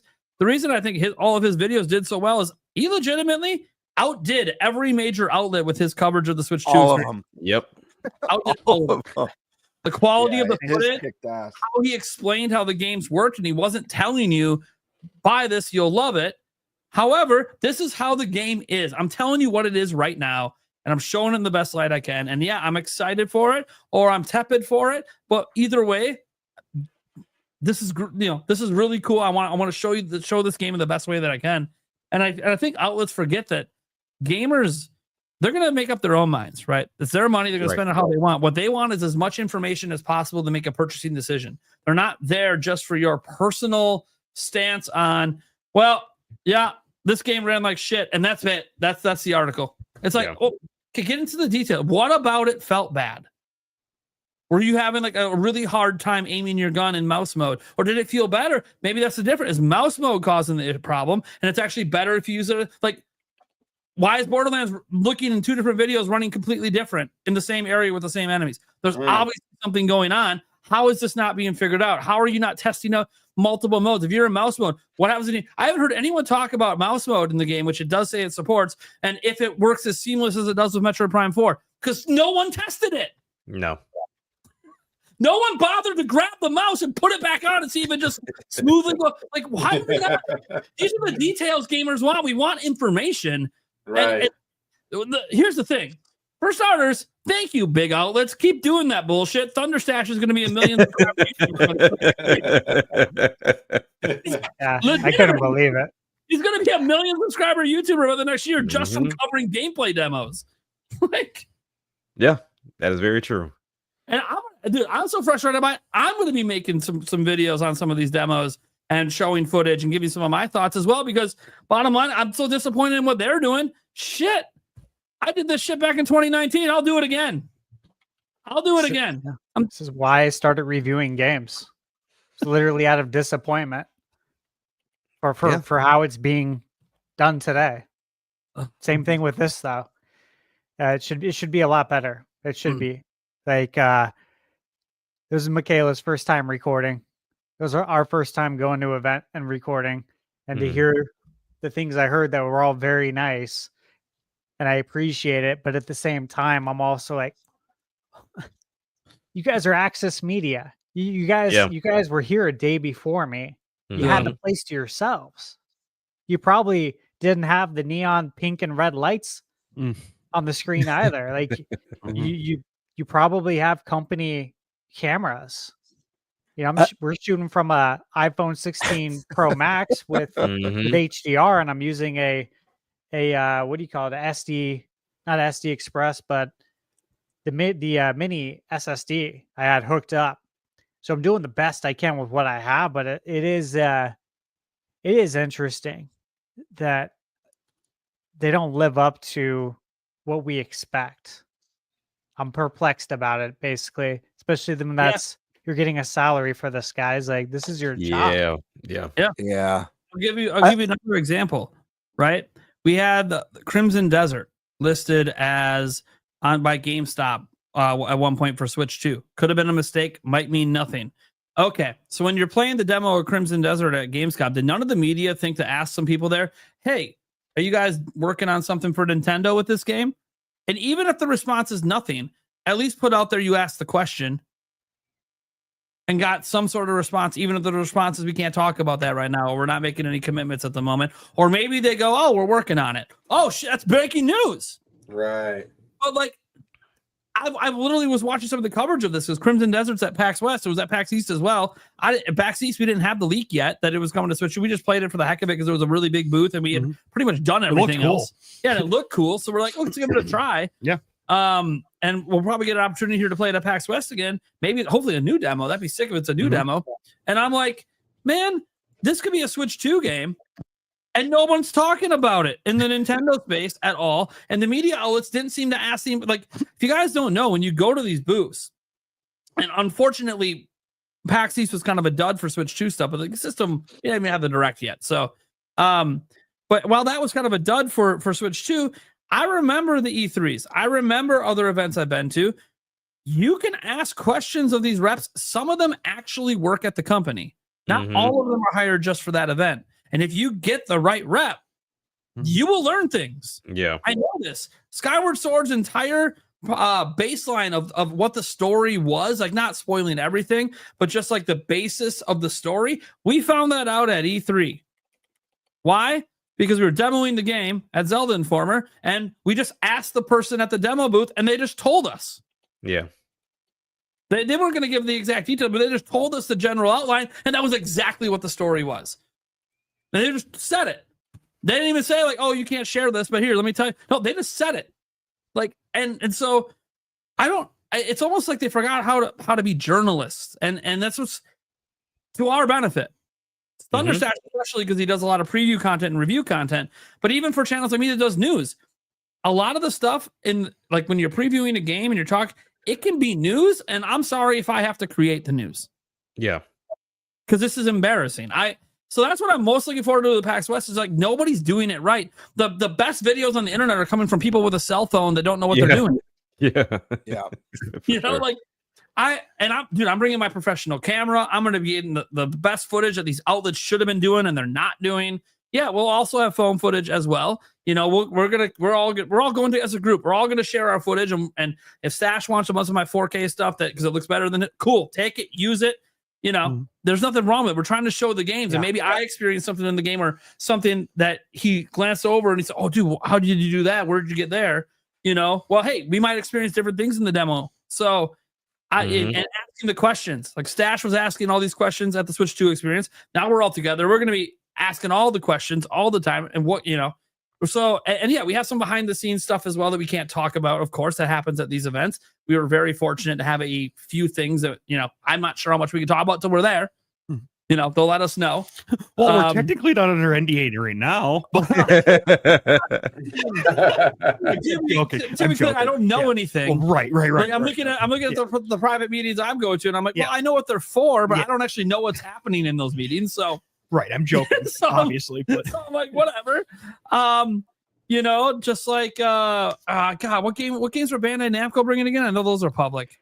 Yeah, so Pac-Man World, Yeah, read back to Little Nightmares 3, Switch 2, Digimon Story, Time Stranger, and I think it was something else, but yeah, they have games that there. Those, you know, at least 2 of those games. I'll look up the Digimon one, but I know 2 of those are for sure coming to Switch 2. Yep. Yeah. So it's like, hey, why are we not talking about these games and how they were? Yeah, they probably don't have Switch 2 demos, or maybe they do. I don't know. Like when you get into the booth, can you ask, hey, do you have a Switch 2 demo? That's the one I want to play. I don't know. It'd be good to know and ask questions about, even questions like, hey, do you know what inspired them to do the repack game? Like, what inspired you guys? Like, why was this the time to bring this game out? You know, ask the questions. Well, the worst that happens is you get no answer because it's just a booth that doesn't know anything. But or they might go, actually, I don't know. Let me go grab someone. That's when it gets exciting because they're usually grabbing someone who works for the company, and you're like, oh hell yeah. Yeah. Oh hell yeah. That's I want to make a quick correction. I misspoke earlier. It wasn't IGN who gave Legend of Dragoon a 5, so I don't want to throw Miss Shade. GameSpot gave it a 6.4. I was gonna say, was it GameSpot? GameSpot gave it a 6.4. Game Critic gave it a 5. And then there was another site that gave it like a 42 out of 100. It's because they couldn't time the tax right. That's why. Probably couldn't. Yeah. And thanks to Any Games Necessary, that's an actual IRL friend of mine who corrected me. We used to be roommates and went to school together. But and he mentioned in here another RPG that him and I both love from the PS2 that IGN gave a 5.5, and this is a masterpiece. But Shadow Hearts, if anyone's familiar with that series, it was rad, super steampunk and just awesome. Yeah, that was a good one. Yeah, but Prom, to your point, I think a lot of these outlets that get these opportunities and the fan base gets them to that point to where they can go to these events and actually sit down with these developers. They don't think of themselves as journalists. And I think that's kind of like a discredit to their fan base in a way, because you want to talk about games. And I think all of us just genuinely love talking about games and playing games. But sometimes you get to a point to where you're fortunate enough to get to those positions and have those conversations and ask those questions. So right now, it sounds like you all are prepared. Like, hey, we're going with cameras. We're probably going with questions. We know what games we're going to try to shoot for. If there's some randoms there, if we can find time, fantastic. And we want to ensure that we come back to give a little bit more detail, not just because, you know, the other outlets are not doing it right, but we just genuinely want to take care of our fan base. Right. Yeah.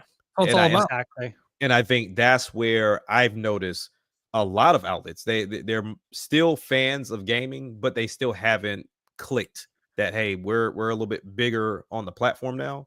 And I don't want to say, but let's make sure that we share with other people that share the same interest and love our content to give them a little bit more information. Yeah. Sadly, I think it comes down, a lot of it. This goes for a lot of things in life, but I think it comes down to a mentality of something you have to do versus something you get to do. Correct. Yeah. There you go. You know, like for me, this is something I get to do. I'm like very excited. We all are. And I think let's just say for some of the outlets, okay, it's something that you have to do. Sometimes they might forget that, dude, this is a dream. This is a dream job. Yeah. You know, they're not be thinking excited about their audience and what their audience might want to hear. Yeah. They're not, they're so used to getting like these insider scoops that they devalue legit questions at these events. Like, oh, I don't have an interview, so I'm not going to ask questions when I'm playing a private demo. What are you doing? You have a private demo access. Chances are, if it's private demo access, it's a real employee at the company. What do you mean you're not asking questions? Yeah. This is a unique opportunity that you're taking for granted because you have inside sources that tell you things at times. But it's like your fans that clicked on this article, they want to know some new detail. Let's just put it this way, guys. There's probably stuff you're going to hear about these games that have been demoed all month long for the first time on our podcast next week. Yeah. And that's wild to think about. These games have been demoed for, a week and a half now. Mm-hmm. And somehow our show will probably have something new about one of these games that nobody is talking about because they didn't ask the right questions or they didn't get good enough footage to get clarification on things. Like I've seen people trying to compare like screenshots with like Final Fantasy VII and like the Steam Deck thing. And I'm like, none of the footage is good enough for you to do that. So why are you even making those comparisons? Exactly. I think a lot of people take the easy route out too. And when you guys do the work, they'll just try to clip and say, oh, well, Prime and Sash and Gamebird and Eric, they went to these events and they showcased this and this is the footage. It's okay. So they just piggyback. That's why I gotta pause for that. This is getting a smidge ridiculous. T is at it again. Jeez. Dude. yeah, 100. Just dropping Legend. dropping hundos. T is going nuts over it. Dude, he did this a while. Was it like $1,000+ the one night? It was crazy. Yes. T is like a super fan of Thunder Man. Smash. Oh, is it? Start with the letter T. Yeah. Yeah. I gotta make sure I shout him out. I really appreciate seeing huge support for one of the co-hosts here. So awesome. Oh yeah, dude. Yeah, after you guys come from PAX, I got super sources at that point. So Yeah. if you want to know my sources on how the game Elden Ring plays, I know a couple people who were deep in the game. You know what I'm saying? I can't tell you who my sources are, but I just tell you I got some sources. Yeah, unfortunately for us, we're all liars, so there's that. And we're paid. I'm such a big Nintendo shield. Can you believe anything out of my mouth? Right. Yeah, that's true. Negative. Oh no, he's just saying that to seem like he's based. Whenever anyone says like something about being paid by Nintendo, as if it's like a bad thing, Right. Right. I'm just like, I wish. Right. That's a dream job. There's two dream jobs I always had. It was working for the Phoenix Suns or Nintendo. So like if that ever happened, dream come true. You want to buy ad space on my videos, Nintendo? It's wide open. Whatever you want to pay me to advertise, dude, I'll give you a discount if you want. I don't get paid by anyone, but I'll say anything for clicks. Just kind of Right.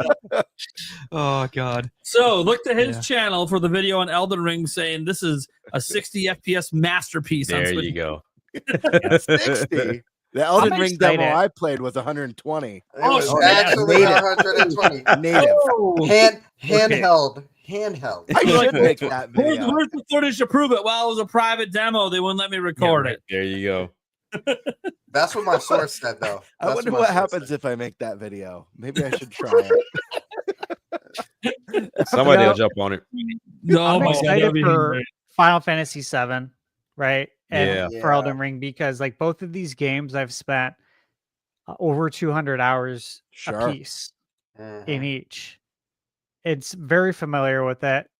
So I'm excited to see those games both in docked and handheld. Hades 2, again, super excited for that.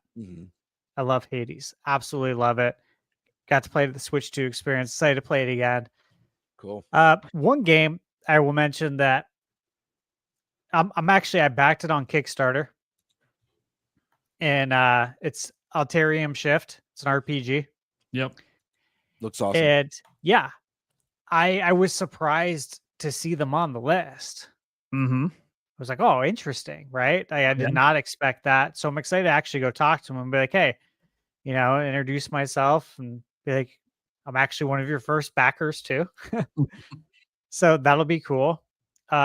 One company, Arc System Works, Mhm. they haven't listed what games are going to be there, but like my fingers are crossed for possibly Double Dragon Revive. That's coming that'd out be in pretty October. cool. Yeah. You know, like you want to promote your games that are coming out. I grew up on Double Dragon. Love it. And this is definitely different than the last one that just came out, like 2 years ago. Yeah. This is more your modern looking game. Crimson Desert, like you said, yeah, very excited for that. Look, when it was first announced, I was excited for this game. And this was a long time ago. I was looking it up. I think it was like 2018. Yeah, it's been in development a long time. Yeah, it's interesting. We're going to close the book on 3 games: Silk Song, Crimson Desert, Metroid Prime. 3 games that have been, in development for a very long time. We're going to finally close those chapters out. So I'm pretty excited about that and to play Crimson Desert. The irony in those games you brought up, probably the most popular line at the whole show is the one game I don't really care if I play it or not, and that's Silk Song. Well, especially with the release date now. Comes out next week. I'm so good. Yeah, I could rush a preview video out, sure. But it's also the same demo I played at E3. Same content. Sure, it runs better, looks prettier, has new animations. And look, if I get in with like the line super short, sure, I'll play it if I can like only have to wait like 20 minutes. But I've heard at all the places that had a demo for the game that the lines were like hours. I'm like, I'm not waiting hours to play something I've already played that comes out next week. Like, we think it's a new demo with new content, because I will rush out a preview for that. But it's not, and I can respect it because it's from the beginning of the game, and they don't want to spoil a bunch of the game. So I'm cool with it. And look, let's just be honest. Does anyone really need preview content for Silk Song to decide if they're buying it or not? Not really. Absolutely I don't think not. so. Yeah. And like reviews are going to be dropping a few days after we get back. Yeah. You know what I mean? The day we get back. Or the day we get back.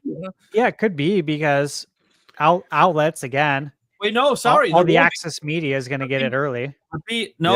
Actually, I have to correct that. They actually said they are not sending out review copies to anyone. I thought they might have. Sorry. That's nice. They actually put out a statement on this because, again, big media was bitching about not getting review copies. And they're just like, hey, we think it's unfair if you get a copy before our fucking Kickstarters do. Yeah. I'm like, yeah. No I like fucking that. shit. That's Your pretty backers- cool. Your backers I that have actually been like waiting that. years for this shit. Fucking A right. They should get the game the same time as the media. Fuck off.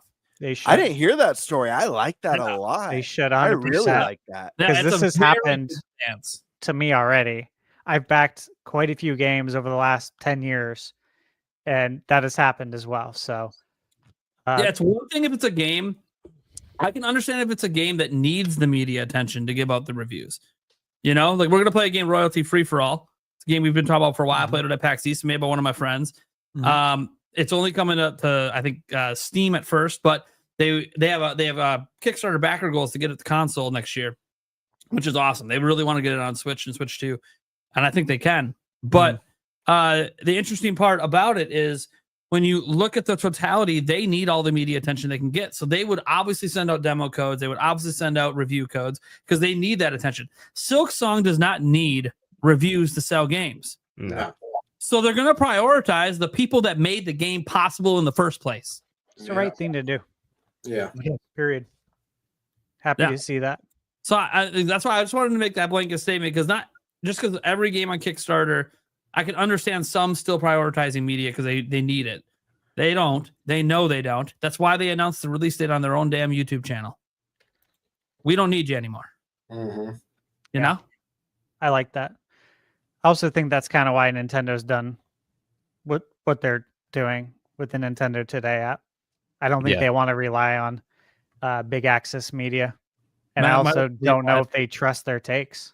Yeah. This might be why Silk Song just repeated the same demo from E3 2019, because they're like, hey, this is already out there, so fuck it. Yeah, Rockstar does their own thing too. By the way, I don't know what is going on with T right now. He now came over to my channel. Goodness gracious. He wants to let everyone know for $100 that we need a new Star Fox game. Jeez. That's Bro. awesome. And We're look, getting one, T. we're going streaking. What is happening right now? What is going on? That's I don't so even epic. know. People are just excited for PAX West. That's what's happening. That's what it's about. Here's a couple more. So obviously Capcom, right? We're all excited. Gamebird, you love the Onimusha series. Love it. I enjoy it. I love Resident Evil very much. Yes. Been there since the beginning, you know. I remember renting the big box at Blockbuster. The big box, big tall PlayStation box. My cousin Yep. Jim and I playing it Halloween night after we went trick-or-treating on the big screen, the big box with the surround sound. I could still vividly remember walking down that hallway. The dogs coming through the window and just scaring the shit out of us. And I'll just never forget that moment. It's just like one of those gaming moments, right? That's like part of you now. And I'll always appreciate everything Resident Evil does. I love the horror genre. Love it. Like Silent Hill last year, Silent Hill 2 remake. God, that game is good. And I have Silent Hill F pre-ordered. So super excited to see Hilf. that. Sorry, correction. Silent Hilf. Oh yeah, Health. Yeah. Just wanna make sure we're Right. Thank you. What's going on at PAX West? Like, we could probably talk for hours about all the stuff we're going to play, but we have a bonus podcast we're planning as well, where we'll probably go over some of the stuff we've already touched on. One thing I want to make sure we bring up is that, well, we're going to be playing a lot of games because like that's the primary reason to go. Games and to hang out for the first time ever in podcast history. Also, dude, I'm excited for some of the accessory stuff going on. sure. And what we're going to find out from the accessory makers. GameSir is there. What do they got? They're a controller company. They have some other accessories. Did they come through with something good? Something good coming up for Switch 2. You know, Well, we have no third-party Joy-Cons yet. True. For Switch 2. Yeah. Are they making a set? I'd like to find out.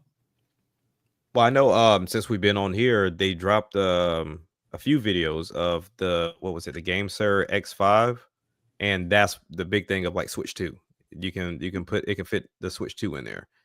So Yeah, I don't know if they're gonna have anything maybe extra. they'll have that there, and we'll get to go hands on with it. Because people don't talk enough about some of this stuff. The upcoming accessories that people are looking for, different things for their Switch 2. You know, and maybe you don't like those Joy-Cons. Yeah. Goodness. Okay. I don't Man. know. Wow. Yeah. What the hell? T, wherever That's you work, awesome. This Right. What recommend the me. hell, Right. dude? Holler at your boy. Gamebird, Holler at your boy. Gamebird, you're buying dinner. Yeah. Wow. Goodness. Holy Awesome. hell! I've never experienced anything like this before on YouTube. Gamebird. Gee. What the But William- hell, dude? Peak Oh cinema. my for gosh! YouTube. Thank you so much. I don't even know what to say. Just wait till he Right? clicks on an outro one day. Yeah.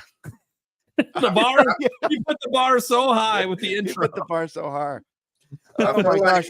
I feel like his background music is playing right now. He's just like, I got money to blow. T, if you're gonna be anywhere near PAX this year, we'll get you a steak. How's that? Something. I got a magnet with your name on it. You're right. Yeah. So we got some magnets. Thank to you get so much, T. That's so thoughtful. I don't even know what to say. I never imagined I'd get something like that. So that is Wow, that man. is incredibly thoughtful. Thank you you so for much the for support. supporting all of us on the show too. I do you. appreciate it when people do that. Because this show doesn't exist without all of us. This is how it goes. Yeah. So like the accessory maker stuff, I'm really excited to see what GameSir, what they're going to have there, or what they're going to be advertising. And there's other accessory makers there as well, headphones and all this stuff. So we're going to make our gambit. We're going to find out what's going on with some of this stuff. If any companies have anything that they're not bringing there, but they notice that we're Nintendo people, so they want to tell us, you know, hey, we're working on something special for Switch 2. You know, we'll let you guys know. And yeah, obviously, like, you know, I've you guys know I'm deep in the comments. I'm deep in the so is Stash. Stash is very deep in the comments on his channel. But I'm deep in the comments on all the social medias. You know, I am the world's most hated Nintendo YouTuber, and that is A-OK in my book. Yeah, haters are doing something right. That's how it is. That is how it Gamer is. got a brand new hater this week. Yeah. That was a fun one. Yeah. Hating on something that had nothing to do with the video, even. That's when you know you really made it. Yeah. That said, you know, I get accused at times that everything I do is about money, right? Because it's my job. I'm a full-time YouTuber. I think of our whole crew, I'm the only one who technically does YouTube full-time, no other income. And what's interesting is this trip is costing me thousands. Ooh. And I literally may not have a video or live stream happen over the next 5 to 6 days, which is me giving up a bunch of revenue while also spending money while I'm there on top. Right. So I am giving up money to try to create better coverage for my fans. I don't I care about this shit. It's not just all about the money. It's about trying to create content that people want. I know I'm a news channel and I do the news and the rumors. That's not all I want to do. I've been waiting for something like an E3 style event. Finally, it's here to do this again. And who knows? There's a potential ESA coming back in April of next year doing something that might be exciting. We're gonna go and find out. Maybe it's not exciting, but we'll at least go once and see. So yeah, well, at least go to Vegas and I mean, at least stop by the Pinball Hall of Fame. Yeah, not Vegas. Yeah, we'll have fun. We'll have fun, but we'll see on that one. Yeah, ESA is kind of like having this thing where it's already public, but no one's really talking about it. It's a conference in, I think, Las Vegas, where all the major companies, Sony, Nintendo, and Microsoft are all participating. They're going to have obviously some panels and stuff you can go to, but potentially, it's a convention. So there could be some demos and some stuff going on. So we'll find out. We'll find out. And the ESA is putting it on. Maybe the ESA silently has rebooted E3 back to the OG when it was just media only, very small. We're wondering because if you were going to reboot it, I think it's good to change cities. Yeah. I think Vegas is a good place to have it. A lot of venues as well. If they ever expands and they need bigger venues, they lots of options in Vegas. Yeah, I'm excited, and obviously Vegas needs the business. But hey, if anyone needs to drop the prices, it's Vegas. They need to drop the prices on those drink menus. Yeah. Right. How many people have been taking pictures of menus lately and throwing it on Twitter in response to Vegas and how they're just losing money left and right? And everyone's like, well, you need to either lower the drink prices or give the power back to the mob and let them run it. They ran it a lot better. I'm like, yes and yes. I agree with both. They did run it better. They did. They did. Yeah, it's the place to be. The Sin City for a reason, right? Yeah. I don't want to get too morbid with what I'm about to say, but I live in California. I'm not too far. I used to be, when I was in LA, I was about 4 hours from Vegas. Now I think I'm like just under 3. I'm like 2 hours and 50 minutes from Vegas. And every time, it never fails. Every time I drive out there and you're going through kind of just like the open desert, I always wonder like how much buried is out there that just hasn't been found yet. You know what I mean? I can't help it. Just knowing that the mob that's just the ran oil Vegas for Don't so worry long. about it. It's the oil of the future. Right. Millions of years from now, that's their The oil. oil of the future. Yeah. I don't know. I always look at it, I'm like, there's got to be so many skeletons out there just waiting to rise. There's a reason that Breaking Bad was cooking meth in the middle of the desert. No one knows what's going on over there. Nobody goes up. No one knows what the fuck's happening. Hey, you know what? I got a few things on the list for PAX I haven't even talked to you guys about. I'm just gonna rapid them real quick, so you can kind of get where I'm at. So obviously there's the 2K's booth. And on the website, it says there's other things from 2K there, Mhm. but it doesn't say what. So I'm curious if NBA will be there, given the fact that early access starts tomorrow, or actually in 24 minutes. Unless you're And Yeah, yeah, let's Switch go to 2 is on the Switch. 5th. Switch 2's But getting bombed. So I wonder about that. Limited Run is there and Atari's there. I want to see if the He-Man game is there. I have a feeling it's going to be. Yeah. I'm excited for that. Yeah. Yeah. Dude, I love He-Man. beat 'em ups, and it's molded after Golden Axe. That's what Josh was saying, that the owner of Limited Run, that was the point. Another thing from Limited Run that I really wish I would have got, I'm not on the list, right? Like, I'm not in the know when it comes to that. But it's Doom on Super Nintendo. Yeah. Running on the Super FX3 chip that they created. That is extremely interesting to me as like a retro gamer, right? And I have it pre-ordered.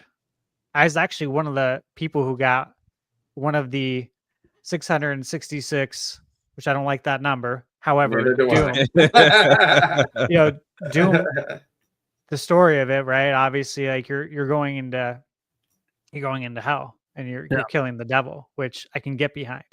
Yeah, right. But yeah, I don't like that number. However, I did get one of them, and yeah, that was all they limited to, and the Rumble controller Sure. for Super Nintendo. So I'm like, this is really interesting to me. So I would love to maybe be able to talk to someone there and be like, hey, can I like test this on my channel? I know a lot of people have got it to test. And to me, this is like extremely interesting. I rented Doom plenty of times on SNES back in the day, so that would be cool. But like we have the third parties too, like or not the third parties, but the accessory companies like Genki's there. I am 8-bit. I want to stop there. Obviously, Game Bird, I know I you want to do. stop there really bad too. Yep. Yeah. Mave Chocolate. I want to stop there. I love chocolate. But hey, NIS America is going to be there. And I've been following EZX Proud Nordics. Yeah. Since the Switch 2 is announced, I knew it had that July 31st release date in Japan. And obviously there was some added content, but I thought to myself, it's probably not going to take too long to translate that added content, which is why it came out so much later in the US. And of course, it went up for pre-order like 2 days ago. So things are moving with that. Makes me think, I wonder if it would be there.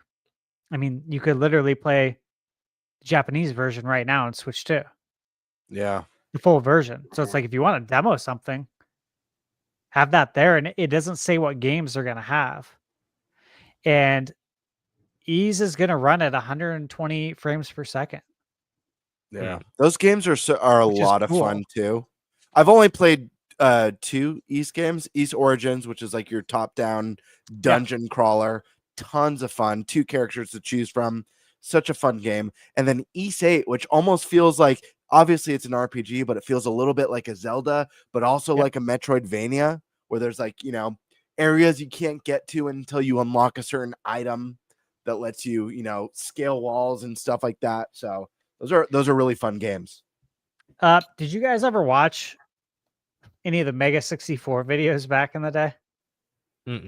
Oh yeah, 100%. I used to love those. Yeah, they're there. They have a booth. I'm like, interesting. Those are a couple guys I'd actually like to say hi to, because I do all the skit stuff, and I remember, I used to watch. They're funny. Their stuff all the time. I did too. I thought it was great. The office of the Washington Secretary of State has a booth there, so I'm interested in stopping by there and seeing if they have any games to play. I don't know what they would have. Maybe some training modules or something. Sure. But I mean, I'm still interested in it. I feel like we're going to have American history. Really great variety of stuff between the appointments that we already have. And like, I think all of our varied interests, like we have a lot of the same interests, but we all have a lot of like, different niche things that we love. So I don't know. I think The mix event's going to be sick. So we're going to Oh, an yeah. event on Mix is gonna Friday be night. awesome. It's called the Mix, and we're getting in an hour early with our what media or creator passes, whatever. Oh yeah, yeah, yeah. Mhm. Yeah, You could and so really yeah, they're gonna have like over 80 indie games there, better for that one. and some of the highlights: Toxic Crusaders, Bubsy 4D. Which look, Wow. Yeah, Bubsy 4D. I want to play. I know Bubsy gets like A lot of hate. it Yeah. gets, I think it gets a lot of hate too, though, from the younger kids today. Like they go Sure. back and play it, and they're like, "This game sucks." It's like, I mean, it doesn't. It was fun back in the day, Yeah, it doesn't hold up to today's standards at Yeah. all. No. and it's hard. Yeah, it's hard. That's how games were back in the day. You couldn't die, Yeah. 100 times and keep playing. Right. You'd have to start from the beginning. That's how games Yeah. were. I Yeah. get it. You don't like it, but that's how it was. That's what we played and lived through. Blood Breaker, Labyrinth of the Witch. Looks like a very cool Metroidvania. There's a beat 'em up there that I've been following, and it's called Pizza Kid.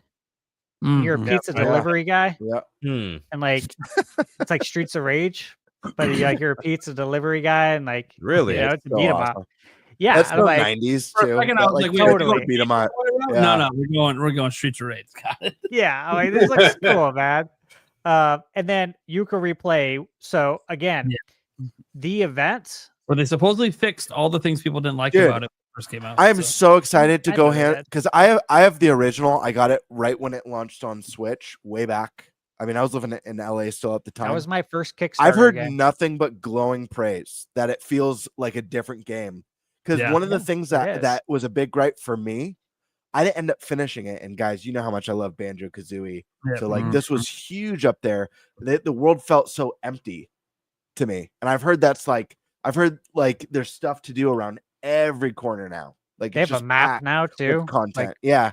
with Yeah. everything you need to do, like modern games Yeah. have. It feels like they So I'm finally excited. took it and made it what people wanted it to be originally. That's what I'm Yeah. excited about. Well, Yeah. with Yuka, so Friday at 9 a.m. Pacific time is when they're making the announcement Yeah. for the release date. And then we'll get to play it that night. But I'm sure you guys saw the pre-orders went up for it on like VGP, PMP, and Amazon. Yeah. Mhm. Not Best Buy yet. That's where I'd prefer, because then I can go drive down there and get it, not wait for it to get delivered a couple. Because like I'm already behind the 8 ball, right? I'm already starting the race late against the big media websites. They get it early. Right. Mhm. I get it launch day. If I want to go physical, I got to drive down to Best Buy, which is fine. So I'm waiting for their pre-order to go up. But $50, complete game on cartridge. Yeah. That's That's amazing. That's awesome. Yeah, I'm really excited. They're a good group over there. There's some former devs there. The team's made up of former devs from Rare, from like the good days of Rare. Yeah. I think you have to emphasize that. Yeah, there's some strong pedigree there. So I'm excited. And I remember earlier this year, beginning of the year, I did a video, my most anticipated games of 2025. I had like 60 games on there. It was a long video, but I had Yuka Replay on there. And like I cut the video up into shorts and posted like one short a day with each video. I got so many hate comments from people Jeez. about Yuka Replay and how you have no idea what you're talking about. Like, bro, I kickstarted it. What are you talking about? I know exactly what I bought into. But all these people say, "Oh, this game's going to be total trash," and it was wasn't weird. trash. I would not call it trash. No, It was weird. It wasn't trash. No, it just Yeah, it just wasn't Well- as good as we hoped it would be. But it was Yeah. still. They it's like they had the bones. They just Yeah. weren't. yeah. The meat wasn't all there yet. Well, the people I ended up talking to that were saying these things, we ended up having a conversation, and nobody played it. Gotta They were love just it. regurgitating headlines. Shocking revelation. Yeah, and I'm just like, why are you coming at me so hard? You haven't even played the game, bro. This is insane. Like, I don't know. Got it. However, I can see that Yuka Replay is going to. I can. You guys can see it, right? This game's gonna do well. I can. Yes. I can see it. I can feel it. Yeah. So I'm excited. I almost want to go back and be like, so, what do you think now?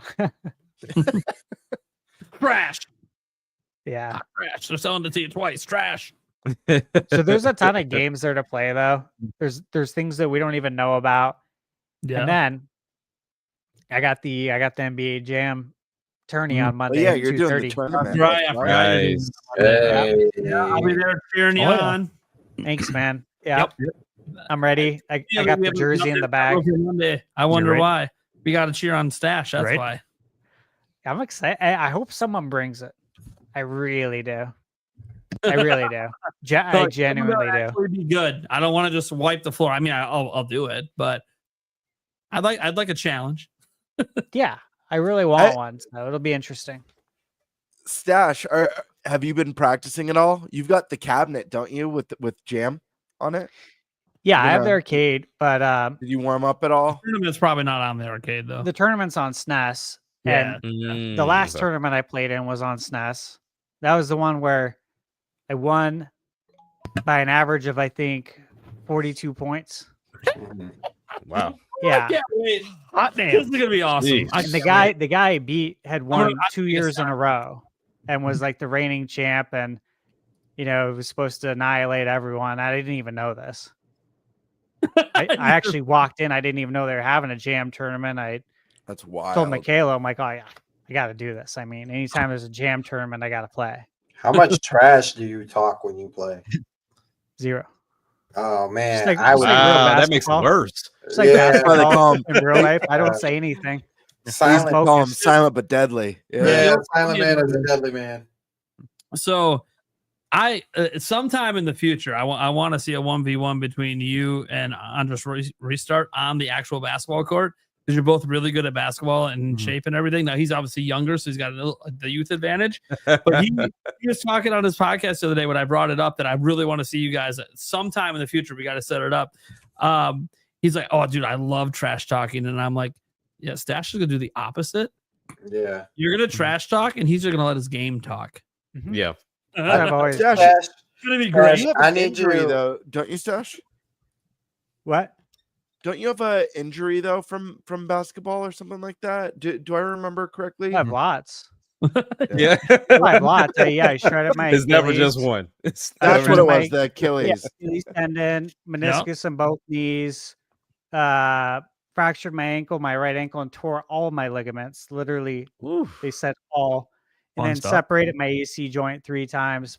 Your shoulder, but nothing's grounded me. And yeah, look, man, I've said this a million times. Michaela's seen it. Anyone who knows me, they know. Look, I'm 40 years old now, and when I go to the gym and play, they should be whooping my ass, and I've told them this. The younger kids, the guys that are, In the prime. in their prime, but you guys should be whooping my ass, and they don't. And I'm Mhm. disappointed. It is the same thing with Jam. Like, That's like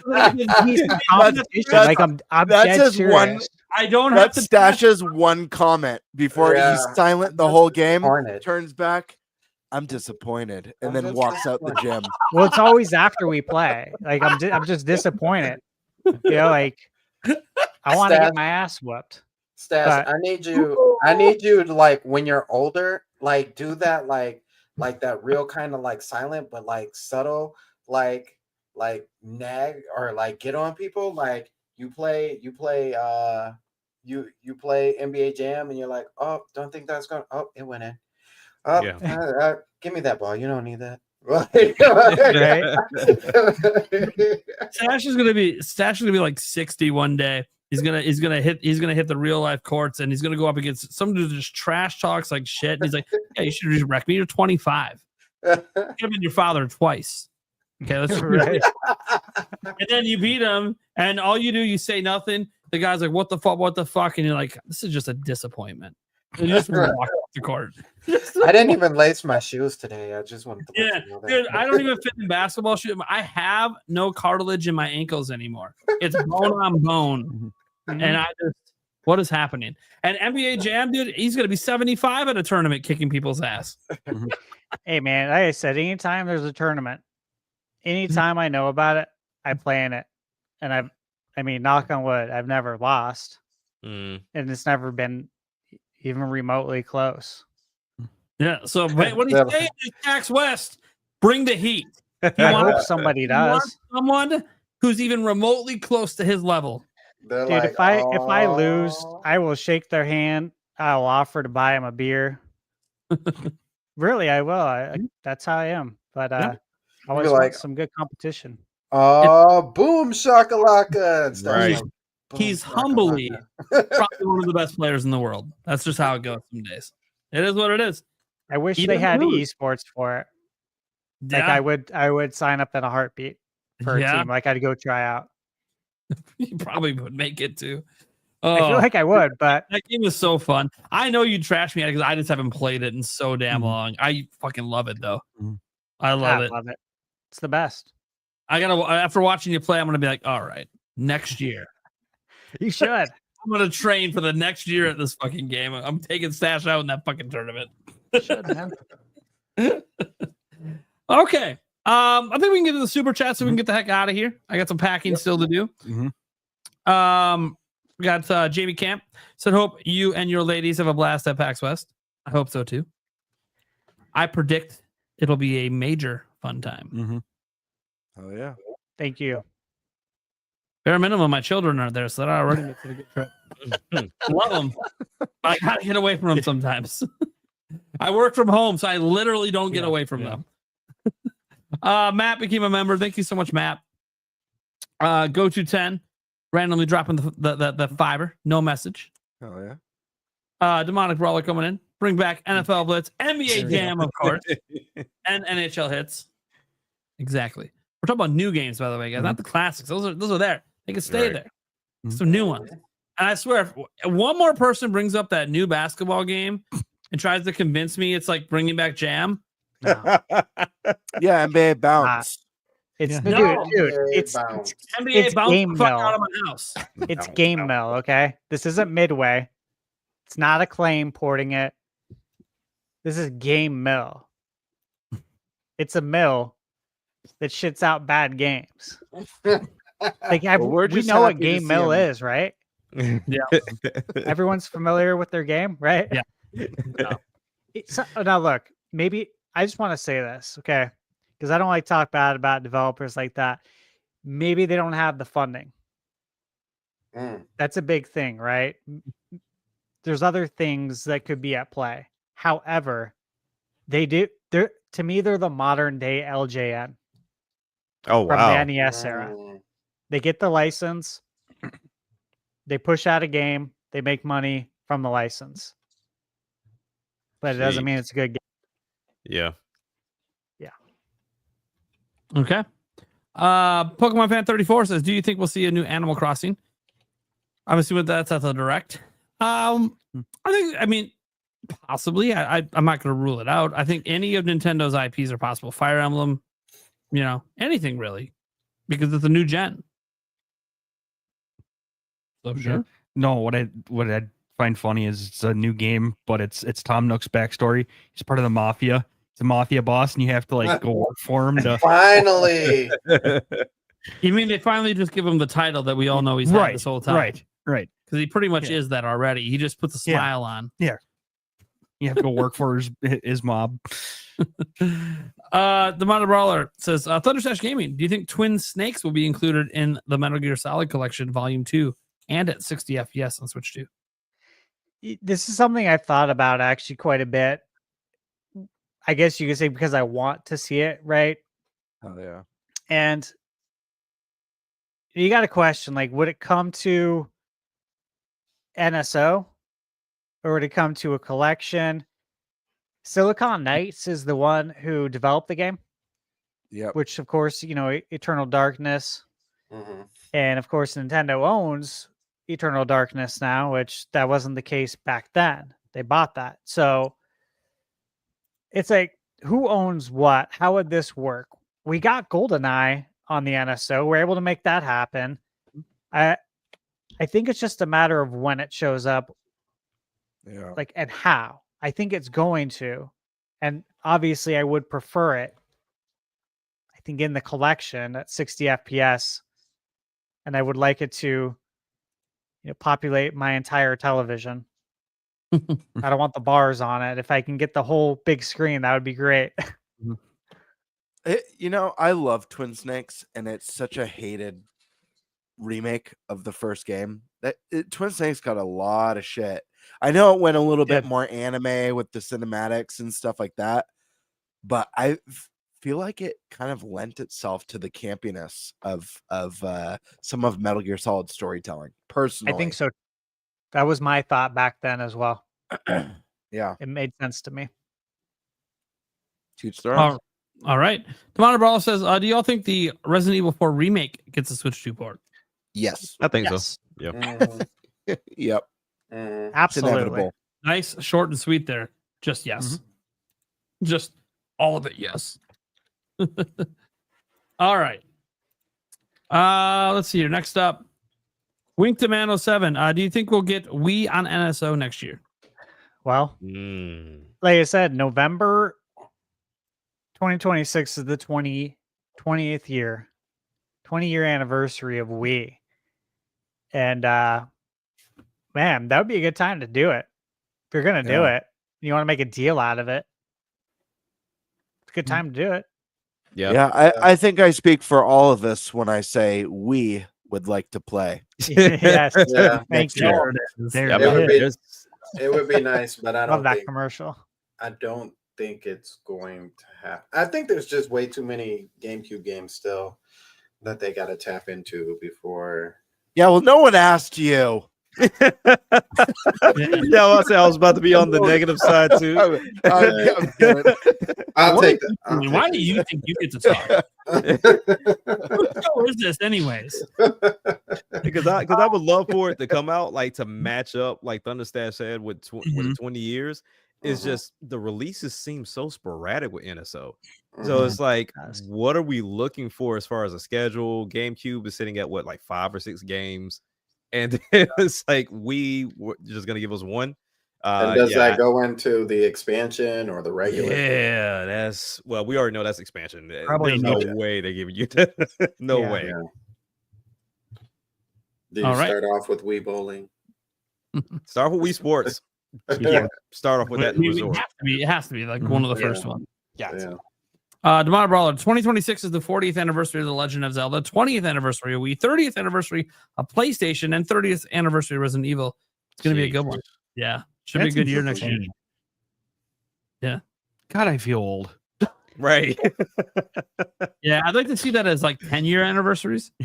Right.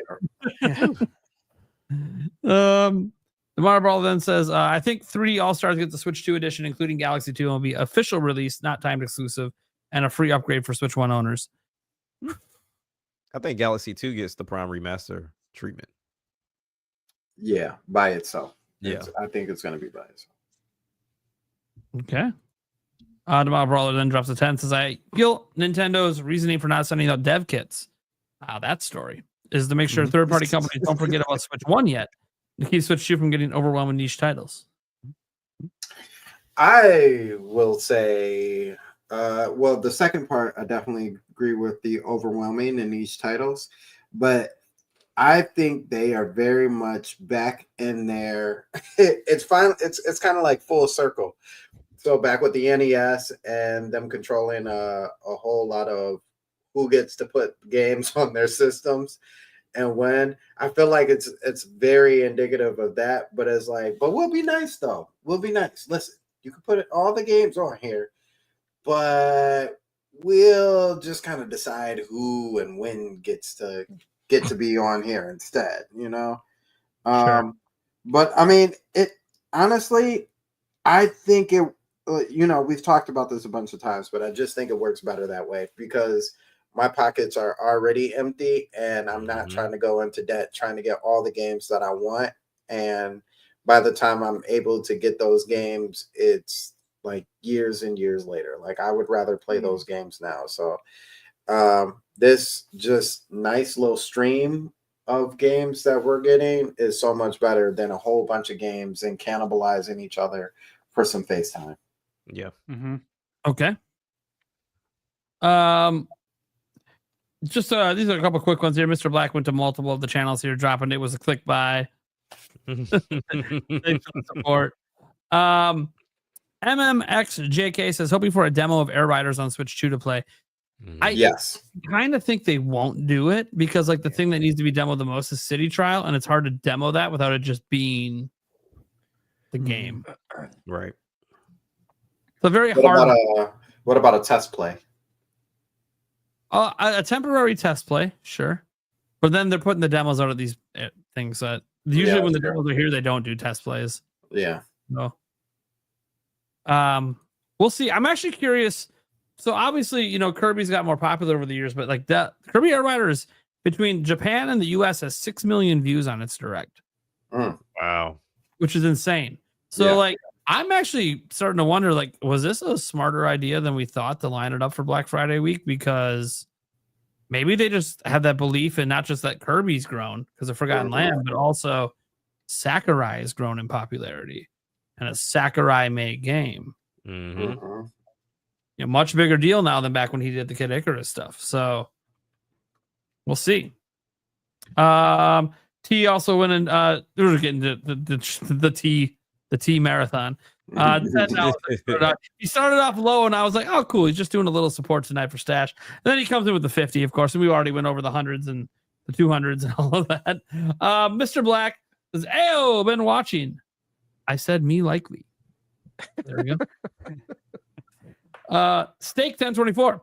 Here's towards a drink for karaoke at PAX. Looking forward to vlogging coverage. My God, do I hope $5 even covers half of a beer. We're in Seattle. I'm suspecting $20 beers. We'll see. We'll see. I don't actually know what it's like to drink at the bars in Seattle. Based on my experience in Boston, look, I'm going to spend quite a bit of money that night because I want to have a good time. And unfortunately for me, I'm a tank. So sucks. But it'll be fun. It'll be worth it. It's only worth it, by the way, to spend that kind of money so I can get there because I'm with all my people. My people. I'm with my peeps. Hey. I don't get to be with my peeps. I was telling Yulia this earlier today that I kind of feel like Thunderstash and Gamebird are like the friends in high school I never had that would have completed my circle with Eric. And I always wonder what would have happened if we grew up in our 20s together. You know, like, I don't know.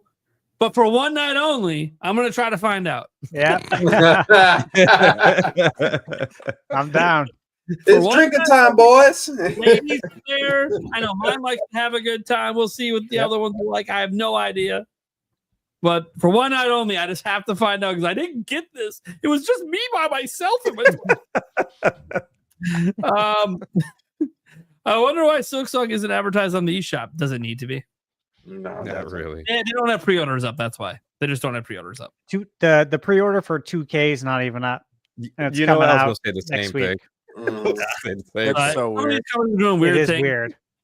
Launch day. That's when. I know. So stupid. I just have to shout it out again because it is about the podcast. The $200 for the Peak Cinema intro. It is what it is. That's wild, dude. I Right? can't even believe that. That is so wild. MMXJK comes in as a safe trip. Y'all looking forward to Stash's videos from PAX. Not mine? Shit. I'm just Stash will probably be better. But mine will be all right. I promise. Mine will be all right. I'm looking forward to all Primes and Stash's videos, and I'm looking forward to making my one, maybe two videos. No, this time I'm gonna have a lot of content to make. It's gonna be fun. I'm looking forward to the vlog he's supposedly putting together because there's gonna be things I forget about on the trip that'll just be in the vlog, and I'll be like, oh shit. The cool thing about the vlog is I've never done anything like this before. I don't really do social media. Like I have an Instagram, but I don't post stories. I don't like do the hey guys, it's me, just hanging out on Saturday. So this is all new territory. Everything I do is like carefully thought out. So this is gonna be fun. It's gonna be kind of an experiment. And I think just based off of how much we're doing both inside PAX and outside of PAX, it's probably going to make for a fun video. And if I make it to where it's not too long and it's just kind of action packed with all the drunken shenanigans, it's going to be a good one. Especially if we get karaoke in there, man. Yeah, karaoke bar potentially on Saturday night. And by the way, Epic Games is providing the 21 plus beverages at the Mix the night before, so it's like a pregame before the big game. Yep. I mean, I'm excited. I am too. I appreciate that. Like I know I got all the game stuff to do and it's gonna be fun, but like it's gonna be nice just because I don't get to ever like I have kids, I have a life. Dude, I didn't even get to go out for my birthday. Like nothing. Yeah. Like I didn't do anything. Nor did my fiance. Well, she couldn't either. She was on like this medicine that she couldn't drink at the time. So yeah. We'll see what happens. Wild time. It'll be fun. Just, I'm a little scared. No, I'm not scared of what's going to end up in the vlog. I'm like, if someone out of control, no, I won't be that out of control. I'll get the rest of the second. No, I will get the best and worst moments. If there's a bar fight, that'll be in the vlog for 100%. Yeah, dude, you know what? Especially we advertise so fans can come. If a hater wants to come and get in my face, you're gonna see, like, if there's a bump and they hit the hernia, you're gonna see in the vlog Stash putting some dude through the fucking ground. No, for trying to hurt me. I told you. I don't know why. I literally visualize Stash in a bar fight. I don't know why. There has to be a pool table for this to play out, but I've literally visualized this as I'm thinking about the vlog for whatever reason of him grabbing the stick, snapping it on his knee, doing the pass to me and Nate. We both catch it, boom, boom, and then Stash breaking a bar stool on the guy's back. I don't know why. That's just what I visualize. I don't know. I feel like Stash with his stash goes the old English boxer, right? But he's so masterful at it. He never gets hit. It's just like a real quick it's all slow motion for him. It's all slow motion. I'll probably tell you guys some stories in person. Yeah. That I've never. Honest part I is can hanging never out. share online. Yeah. That's what I'm. You got to do the Swayze throat, the Patrick Swayze throat move. Freaking, you know what I'm talking about? I told Nate that if anybody hit the hernia, it's going to be a freaking like the movie Airplane, the line where the lady goes crazy and they're all just like, calm down. Yeah, snap out. I love that movie. Yeah, great. You got that air traffic controller today. Was a bad day to quit drinking. You guys think I'm crazy even mentioning it. It happened at PAX East. So, and I'm like, if it happens at PAX West, and it was just one person, but it's like I legitimately have a medical thing. Like you could put me in the hospital if you're fucking with me. So that's the thing. I got a crew this time. You fuck with me, dude. My fiance might put her heel through your forehead. She's very protective, especially now. She yells at me, dude. If I wear a backpack at the show, she's gonna yell at me. That's how protective she is of me not hurting myself. Don't even put on the fucking backpack. No, which I don't blame her. I'm getting close to surgery time. I don't blame her. We don't want to fuck this shit up. So no. Don't you love your women? I mean, they should have your back like that. It's awesome. Yeah. I'm sure Michaela would have Stash's back, no problem. If Stash fucking got it clocked upside the head and lost his balance, Michaela fucking beyond that motherfucker. Beating it. That's what you do. It's your spouse. You protect each other. I've told Michaela so many times because she hasn't seen. Thankfully, like that. This has never happened, but it's came close a couple of times with people when we've been out. Obviously, I don't go out very much, and the people were belligerent. But I'm like, you gotta remember, and I've coached her on this. I'm sure all of you guys have done the same with your ladies. Whatever you do, do not hold me back. Put me at a disadvantage. Whatever you do, I see it happen way too many times. Where the lady gets in the middle and grabs you, and now suddenly your arms are held back and they just start taking free shots on you. Like, you cannot do this. Okay? I've taught Yulia, like, hey, if it's gonna happen, it's gonna happen. I'm going to deal with it. Don't worry about it. But I might pull you back if it's happening to you. Yes, I will protect you. Oh yeah. Like that's just what a guy does. I'm bigger, I'm stronger, even with the hernia. And for people that don't believe me, I'll just tell this one little quick story. The last time Yulia and I went out, a stranger at the bar grabbed her ass and walked away. And Yulia didn't think anything of it. She thought it was me because I do it all the time. Like that's my woman. Of course, I'm doing it. Right. Yeah. So he went outside to the smoking area, and I went out and I said, "Hey, you need to go in there and apologize. That's my woman." Well, she liked it. I'm like, okay, I'm gonna just say this one time. You're lucky it's me out here, and she didn't know that you did it because she would have put her heel through your head. I'm trying to be respectful and just asking you to go apologize because you violated my woman, and she doesn't even realize it, but I saw it. So please. And next thing you know, he wound up. He's like twice my size to take a swing at me, but he's fucking drunk. And so he's no coordination. So he literally comes to take a swing. I step to the side. I catch his arm. I put my foot down, fucking push him, knock him to the ground, sit on him because you know what? Hey, I'm fat. He ain't getting up if I sit on him unless that motherfucker is, you know, if he I don't want to give my weight away, but I'm just saying he ain't getting up.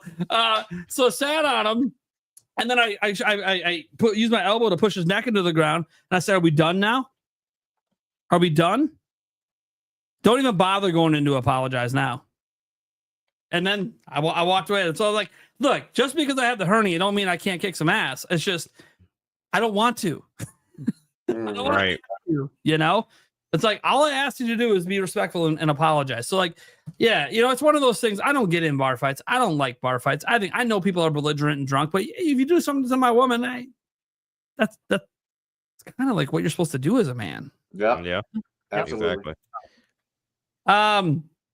Oh, sorry, I didn't mean to hide that one. Michael Lorenz said, so I didn't actually read that one off. Let me catch you here. Hope you guys have fun at PAX West. Hope you all create unforgettable memories on the strip. Unlike Prime's memory of the ending of Ocarina of Time, you bastard. That being said, I think the memories will be unforgettable. Oh, yeah. And yeah, I am like Sash was talking about. I'm looking forward to like just hanging out and the stories that we can tell each other that we'd never do on camera or something. Like I don't mind that little story I told. That's nothing. But there's other stories that I definitely would never want out there in a public way. So yeah, I'm looking forward to that. That's just basically just friends hanging out, shooting the shit, and hearing about each other's life experiences. And by the way, we've had some of these stories come up every once in a while in the post show. So you know, there are things at times. Let's see here. Vanny says, this is probably the last live stream of the month for me. Don't forget to announce the top primary. He's just tooting his own horn. He's the #1 super chatter on my channel for the month of August. Congratulations, Venny. Thank you so much. I do appreciate the support. But also, see, what if we have that bonus podcast and someone walks in and drops a couple 500s? You're awful presumptuous over that. I'm just kidding. Nah, he's the top primer. Thank you so much. I can't believe you super chatted to toot your own horn. The kind of guy he is. Warren Bowman's DC channel. If every negative hater comment lost them $1, I wonder if they would still continue to do it. No need to keep losing money. Sure. And friend of the channel and the podcast, Attack the Backlog, coming in. Oh yeah. Getting ready for work, but just to say, have an awesome time at PAX, guys. Nice. We will. Thanks, man. Oh yeah. And then Hugh Jingle, I love his name. Fun story on this on a stream. I thought that it's supposed to be huge antlers, is what it's supposed to be. But I was reading it like huge junk, like huge ball sack. And I said that on the stream, and he's like, I like that better. That's how I've always read it. Yeah, I know, but it's not. I didn't know it was that. Yeah. It's like one of those things that, okay, this is inappropriate, but it's funny, and I'm never going to recognize it. Then on one live stream, I'm like, nah, I got to say it out loud because I have to know. That's not what he meant. Anyways, first you shenan, and then you shenanigan. There you go. Yeah, there you go. There you go.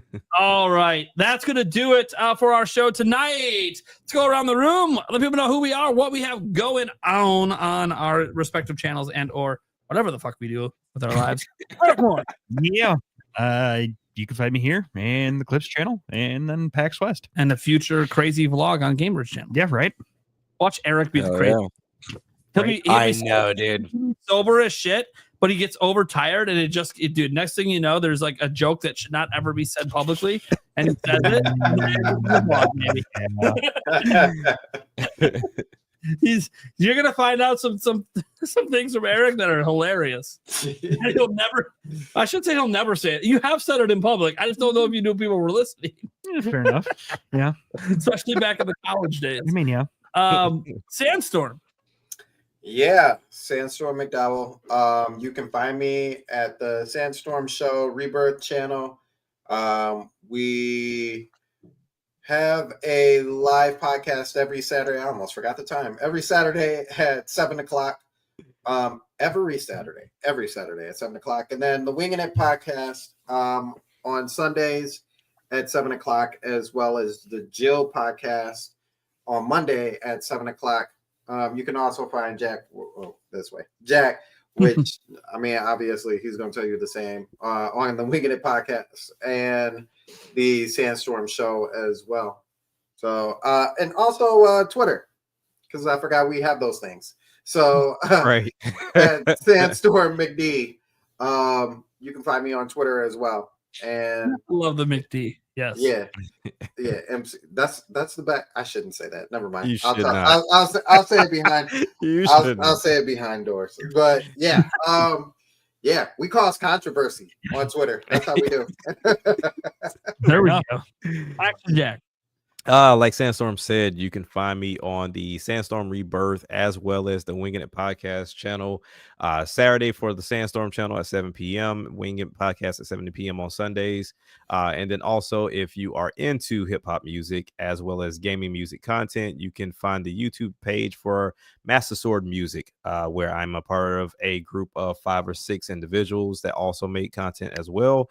And if you are on Twitter or X, whatever you want to call it, my handle is under my name, Action Jack 8. Appreciate you guys for having me on once again. And I had fun tonight. Hell yeah. Awesome. All right, Gamebird.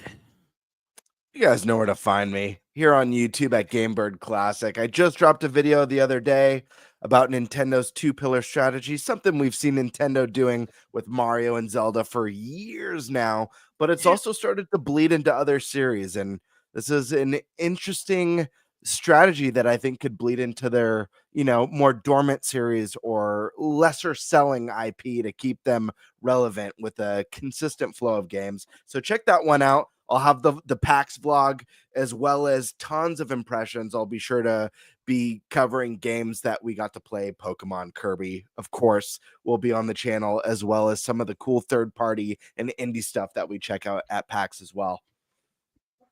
All right. Stash Man. Yeah, you guys know where to find me, Thunderstash Gaming, and let's see, Suikoden HD reviewed Suikoden 1. If you are a fan of RPGs, JRPGs, definitely need to check this out. This was one of the highest rated, highest reviewed RPGs of the 90s and of the PlayStation 1 generation. And, if you know RPGs, you know that PS1 was home to, of course, some of the best RPGs of all time. Obviously, Super Nintendo was as well. But yeah, there was a lot of competition back then on PS1. It's right up there at the top. And now it's available as a HD remaster. So check that out. And I'm working on getting my Shantae Advanced review out. I have my editing software out. I'm doing it. I'm finishing it as soon as we're done. I've been going at it all day. And I'm going to bed. That's what I'm doing. Because I got to be up early. Yep. I didn't want to think about it. 6 hours. 6.5 maybe. Yeah. Okay. All right. I'm Nintendo Prime. If you don't know who the fuck I am, that's all right. You're not meant to be here. It is what it is. Go follow our audio version of the podcast everywhere audio versions are heard. Yes, I will have this audio version up before I get the hell out of here. I don't have to be up quite as early as Stash. I don't have to leave here till about 10 a.m. So I give little time in the morning. But yeah, I'm looking forward to all the content we're making at PAX. It's gonna feel a little weird. I've been making daily content for nearly 3 years, and now it's like I'm not really making I'm making content, but I'm not making content. Does that make sense? Like I'm recording stuff to make future content, but it has nothing, literally nothing to do with anything. Like no news videos or anything planning to come out, unless for some reason something crazy happens. I don't know. So sometimes it's like things just happen, but otherwise it's gonna be weird. It's gonna feel like my channel is dead, and I feel like I'm gonna get a lot of comments. Where the fuck is Prime? What's going on with Prime? Where is he? Yeah. Finally, the Grim Reaper caught up. It is what it is. Nah, I'm looking forward to PAX. We're going to see a lot of fans. There's already fans reaching out that want to meet up with us there on Friday, Saturday, Sunday, and Monday. That's all cool. Looking forward to meeting a bunch of fans. Looking forward to that's like one thing we didn't really talk about is for PAX is we're going to probably run into a bunch of fans. I don't know how much a bunch is. Maybe it's like 3, maybe it's like 50. I have no idea. But it's always fun to run into fans and give you guys kind of a little experience that you don't get because I'm in the middle of bumfuck nowhere, Wisconsin. Nobody comes to see me. It's just the way it is. Me. No one wants. Yeah, just Eric. Eric's the one that gets all the people coming to him. Me, they skip right over. No, I meant I come to see you. Oh, whoa. Wait a second. Pause. Super pause. Thank you. Thank you. At least one for the channel. All right, guys. Pokemon fan want to know when the bonus podcast is. The real answer is we don't fucking know. we got to get a lay of the land when we're there. Yeah, figure out internet.